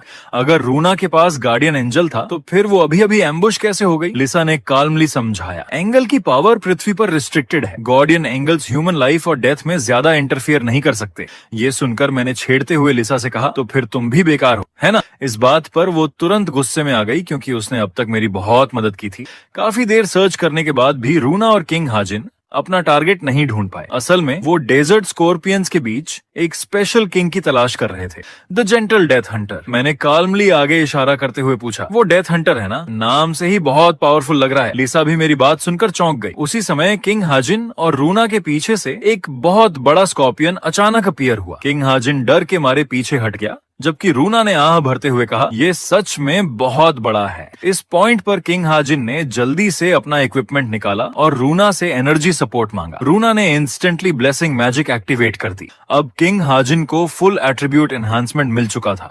उसने बिना देर किए जायंट डेथ हंटर की तरफ चार्ज कर दिया। होली नाइट और हीलर का ये कॉम्बिनेशन देखने में स्ट्रॉन्ग लग रहा था। ओरिजिनली लिसा ने भी यही सोचा कि उन्हें हमारी हेल्प की जरूरत नहीं पड़ेगी, लेकिन हालात अचानक बदल गए। रूना के पीछे से एक और पावरफुल ट्रोल अपीयर हो गया। उसके भारी कदमों की आवाज सुनकर रूना ने पीछे मुड़कर देखा और सदमे में जम गई। वो जानती थी कि दोनों मॉन्स्टर्स का सामना एक साथ करना पॉसिबल नहीं था, इसलिए उसने तुरंत किंग हाजिन को भाग निकलने की याद दिलाई। लेकिन जैसे ही ट्रोल ने उनका पीछा किया, मेरे लिए ये परफेक्ट सरप्राइज अटैक का मौका था। मैंने अपनी जस्ट इम्प्रूव्ड इम्पैक्ट कोन टेक्निक का इस्तेमाल किया। इसकी किलिंग पावर पहले से बहुत ज्यादा बढ़ चुकी थी। अटैक परफेक्टली लैंडेड हुआ और ट्रोल का दिल सीधे पियर्स्ड हो गया। उसके गिरने से जमीन हिल उठी। किंग हाजिन ऑलरेडी मेरी इस ट्रेमेंडस पावर से डर चुका था। जैसे ही मैं ट्रोल पर लैंड हुआ, मैंने कंफर्म किया कि इम्पैक्ट कोन में एक बड़ा ड्रॉबैक है। एक बार इस्तेमाल के बाद ये टूट गया। लिसा ने एक्सप्लेन किया कि ये इसलिए हुआ क्योंकि मैंने इसकी ड्यूरेबिलिटी को पूरी तरह नजरअंदाज कर दिया था। असल में करंट इम्पैक्ट कोन मेरे द्वारा मॉडिफाई किया गया था। इसमें सिर्फ एक लेवल 5 डैमेज सेटिंग थी और ड्यूरेबिलिटी सिर्फ 1 पॉइंट की थी। लेकिन अगर मैं ऐसा नहीं करता तो एक स्ट्राइक में 3rd लेवल मॉन्स्टर को किल करना इम्पॉसिबल होता और मेरा सेकंड प्रोफेशन मिशन कंप्लीट नहीं हो पाता। ट्रोल का खतरा खत्म करने के बाद मैंने आराम से रूना और किंग हाजिन से गुड बाय कहा। स्कॉर्पियन को मारने में उनकी हेल्प करने का मेरा कोई इंटेंशन नहीं था, लेकिन ये सुनकर किंग हाजिन ने डेथ हंटर के साथ आई कांटेक्ट किया। अब उसे फाइनली रियलाइज हुआ कि वो अभी भी स्कॉर्पियन के साथ बैटल में था। उसके खतरे में पड़ते ही रूना अब और हेजिटेट नहीं कर सकी। उसने मुझे आवाज दी जब मैं जाने ही वाला था। उसने कहा, अगर तुम हमारी मदद करके इस स्कॉर्पियन को मार दोगे तो स्कॉर्पियन पॉइजन के अलावा बाकी सब तुम्हारा होगा। ये सुनते ही मैं तुरंत मुड़ा और खुशी खुशी मान गया। मैं तो इस बात के लिए बहुत देर से इंतजार कर रहा था। किंग हाजिन मना करना चाहता था, लेकिन रूना ने उसे तुरंत टोक दिया। आखिरकार उन्हें अब मेरी मदद एक्सेप्ट करनी ही पड़ी, लेकिन तभी किंग हाजिन कुछ रिएक्ट कर पाता उससे पहले ही स्कॉर्पियन की बड़ी पूंछ ने उसे कसकर लपेट लिया। अब उसके पास इनकार करने का कोई मौका ही नहीं था। तुरंत उसकी तरफ कूदा और अपना स्पीयर स्विंग किया। एक ही वार में मैंने डेथ हंटर की जायंट स्कॉर्पियन टेल को काट दिया। अटैक यहीं खत्म नहीं हुआ था। सरप्राइज स्ट्राइक के बाद मुझे पीछा करना था। एनहांस्ड स्पीयर ने जोरदार वार किया और स्कॉर्पियन का हार्ड शेल भी टूट गया। किंग हाजिन अभी भी मेरी ताकत से स्टन्ड था। पास में खड़ी रूना ने जल्दी से उसे रियलिटी में वापस खींचा और कहा, जल्दी करो, उसके साथ मिलकर अटैक करो। किंग हाजिन होश में आया, डिवाइन पावर एक्टिवेट की और अपना परस्यूट स्किल लॉन्च कर दिया। लीसा ने एक्सप्लेन किया कि ये स्किल प्रीवियस अटैक पर डिपेंड करता है और नेक्स्ट अटैक का डैमेज मल्टीप्लाई कर देता है, लेकिन ऑनेस्टली मेरी नजर में उसका स्किल उतना पावरफुल नहीं लग रहा था जितना मैंने इमेजिन किया था। उसके अटैक के खत्म होते ही मेरी बारी आई। मैं फिनिशिंग ब्लोज देने में इक्वली स्किल्ड था और मेरे फेटल अटैक का सामना करने के बाद giant death Hunter finally completely गिर पड़ा। बैटल खत्म होते ही मैंने तुरंत बुचरिंग शुरू कर दी। जल्द ही मैंने सारे पॉइजनस पार्ट्स निकाल दिए और उन्हें पॉइजन नीडल्स और पॉइजन थ्रेड्स हैंड ओवर कर दिए। लीसा को शक था कि शायद रूना ने शुरू से ही सब कुछ प्लान किया था ताकि मुझे हेल्प करने पर मजबूर किया जा सके, लेकिन सच कहूं तो मैंने इस बात पर ज्यादा ध्यान नहीं दिया। मेरा फोकस जायंट स्कॉर्पियन के कॉर्प्स पर था। अनएक्सपेक्टेडली उसके अंदर से एक 3rd level magic stone drop हुआ। रूना इसे देखकर एक्सट्रीमली शॉक्ड रह गई। उसे उम्मीद नहीं थी कि पृथ्वी इतनी जल्दी high level magic stone produce करेगी, लेकिन जैसे ही वो जोर से बोलने लगी, लिसा ने उसे एक बार फिर तुरंत रोक दिया। अब जब मेरे पास ये 3rd लेवल मैजिक स्टोन आ चुका था तो मुझे यकीन था कि मैं अपना मिशन जल्द ही कंप्लीट कर लूंगा। सारी मटेरियल्स कलेक्ट करने के बाद किंग हाजिन और रूना ने फिर से मुझे अपनी टीम में ज्वाइन करने का इनविटेशन दिया, लेकिन पहले जैसे मैंने साफ मना कर दिया। फिर भी वो लोग मुझे बार बार मनाने की कोशिश करते रहे, यहाँ तक कि एंजल रूना ने भी जिद की, क्योंकि पावरफुल एबिलिटी यूजर्स का ग्रुप बनाना शिकार की क्षमता को बहुत बढ़ा देता। लेकिन फिर भी मैं अब भी अकेला ही रहना चाहता था।